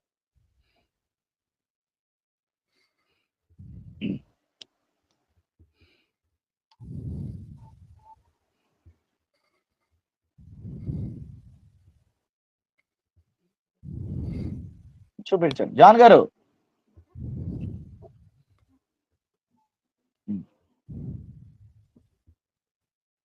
ఏం కనపడుతుంది సార్? Paul's speech altar to unknown God. Paul గారు ఏదైతే బైబిల్ గ్రంథమైన ఏదైనా ఉట్టుట్టిగా రాసింది అనుకుంటున్నారా? దీనికి ఆర్కియాలజికల్ ఎవిడెన్సెస్ కూడా ఉన్నాయి. ఇప్పుడు దాకా హనీ జాన్సన్ గారు ఏదైతే చదివి వినిపించారో మీకు స్క్రీన్ మీద కనపడుతుందా అండి? ఎస్ బ్రదర్, స్క్రీన్ మీద కనపడుతుంది కదా. సో ఇప్పుడు దాకా మనం చూసింది, చదివింది బైబిల్లో అపోస్తుల కార్యం 17వ అధ్యాయము 22 నుంచి చదివాము, కానీ 16 నుంచి మొదలవుతుంది. అక్కడ ఉన్న స్తోయికులు మరియు ఎపిక్యూరియులు, వీళ్ళు స్తోయికులు అంటే వీళ్ళు నాస్తికులు, ఎపిక్యూరీలు వీళ్ళు మెటీరియలిస్టిక్ వాళ్ళు, వీళ్ళు తాగుము తినుము సుఖించుము టైప్ వీళ్ళు ఏథెయిస్ట్ అనమాట, వీళ్ళు నాస్తికులు అనమాట.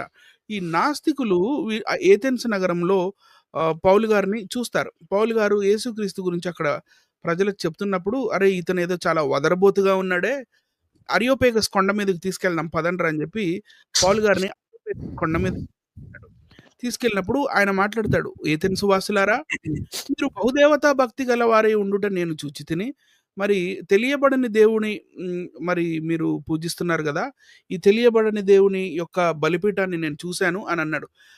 ఆర్కియాలజికలీ దిస్ ఇస్ ప్రూవెన్.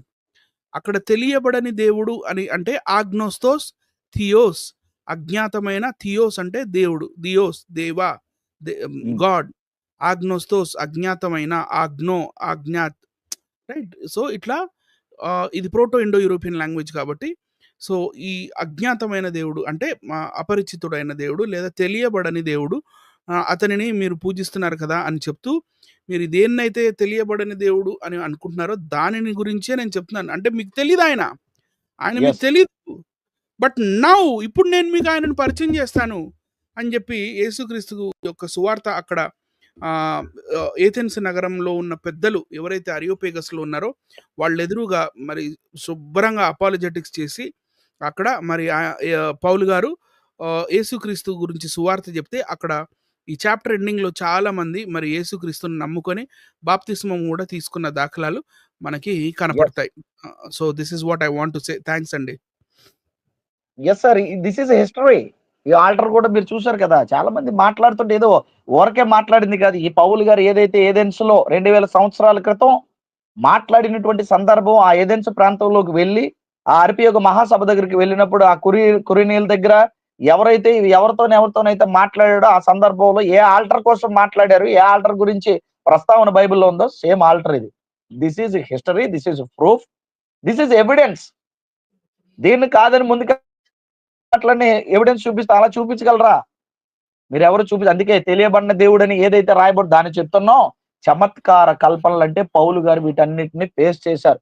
గ్రీకుల దగ్గర ఉన్నటువంటి పురాణాలు ఏవైతే గ్రీకు పురాణాలు ఉన్నాయో, గ్రీకు పురాణాలని ఖచ్చితంగా ఈ యొక్క మొదటి శతాబ్దానికి పూర్వమే గ్రీకు పురాణాలు ఎప్పుడో రాయబడి ఉన్నవి. ఆ తర్వాత వాటి మధ్యకి యేసుక్రీస్తుని ఎరిగిన తర్వాత అద్భుతమైనటువంటి సువార్త పరిచర్య కోసం యూరోప్ దేశాల్ని ఆయన పర్యటిస్తూ వెళ్తున్నప్పుడు ఎథెన్స్ ప్రాంతానికి వెళ్ళినప్పుడు ఆ పురాణాలు, ఆ ఇతిహాసాలు అన్నిటినీ కూడా వాటిని తెలుసుకొని వారి మధ్యకు వెళ్ళి ఇందాక అపాలజెటిక్స్ ఏదైతే ఉందో కంపేరిటివ్ స్టడీ చేసి చెప్తూ అపాలజెటిక్స్ లో ఒక కొత్త తరాన్ని నాంది పలికినటువంటి ఒక మగాడు, మహనీయుడు అని చెప్పొచ్చు పౌలు గారిని. అద్భుతంగా ఆ సందర్భాలు చెప్తూ ఏదైతే మీకు తెలియదో మనుషుల చమత్కార కల్పనల వలన, వండర్ఫుల్ వర్డ్ వాడారు అక్కడ, మనుషుల చమత్కార కల్పనల వలన వారి దేవుళ్ళు గాని దేవతలు గాని గ్రీకులు పుట్టించుకొని కల్పించుకొని ఉన్నటువంటి సందర్భాలు. అందులోనే హెర్క్యులస్ దేవుడు ఎవరైతే వారు నమ్ముతున్నారో భూమిని మోస్తున్న సందర్భాన్ని చాలా సంవత్సరాల తర్వాత అక్కడి నుంచి డంప్ చేసుకొని ఈ రామాయణంలో దాన్ని కూర్చేశారు, ఏనుగులు మోసేయని, దాన్ని కలిపేశారు, పాములు మోసేయని. ఇప్పుడు చెప్పండి, ఏది కల్పితం, ఏది కాపీ? గ్రీక్ పురాణాల నుంచి కాపీ కొట్టుకొని మార్పు చేర్పులు చేసుకొని చెప్పినట్టుగా కనపట్లేదా రామాయణంలో? ఈ యొక్క ఏనుగులు మోసే భూమిని మోసే సందర్భం కానీ, పాము భూమిని మోసే సందర్భం కానీ మనకు కనపట్లేదా? ఆలోచించండి, జ్ఞానోచితంగా ఆలోచించండి. తర్కబద్ధంగా మిమ్మల్ని మీరు మాతో తర్కించడం కాదు, మిమ్మల్ని మీరు తర్కించుకోండి. గ్రంథాలు తర్కించండి. మీ గ్రంథాల్లో అవునో కాదో దగ్గరగా మేము ఎంత ఎవిడెన్స్ చూపిస్తున్నాం. ఇదిగో దేవుడు అంటే ఒకరి నుండి ప్రతి జాతి మనుషుల్ని సృష్టించి, ఇది సృష్టి అంటారు, దీన్ని సృష్టికర క్రమం అంటారు. మనుషుల నుంచి మనిషి వచ్చాడు తప్ప మనుషుల నుంచి చెట్లు రాలేదు, పుట్టలు రాలేదు, బర్రెలు రాలేదు, గొర్రెలు రాలేదు. ఇది ఆలోచించండి ఒకసారి.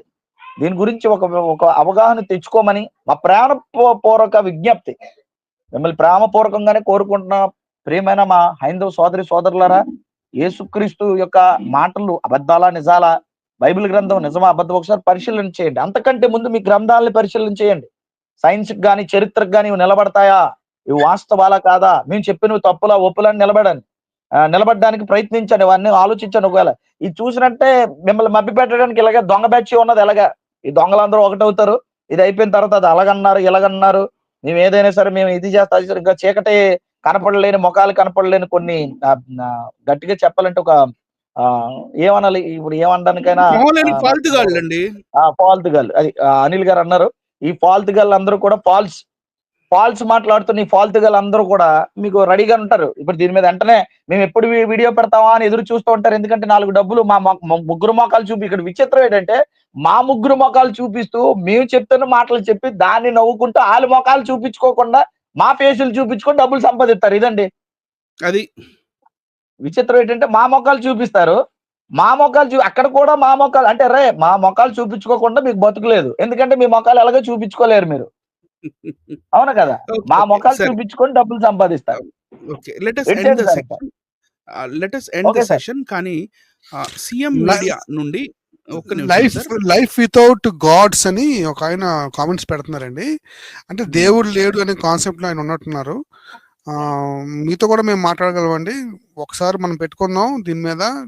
ఎవరైతే దేవుడు లేడు అంటున్నారో వారి మీద కూడా మేము వీడియోలు పెట్టగలం, చేయగలం, వారితో కూడా మాట్లాడగలం, గమనించగలం. Continue brother, continue.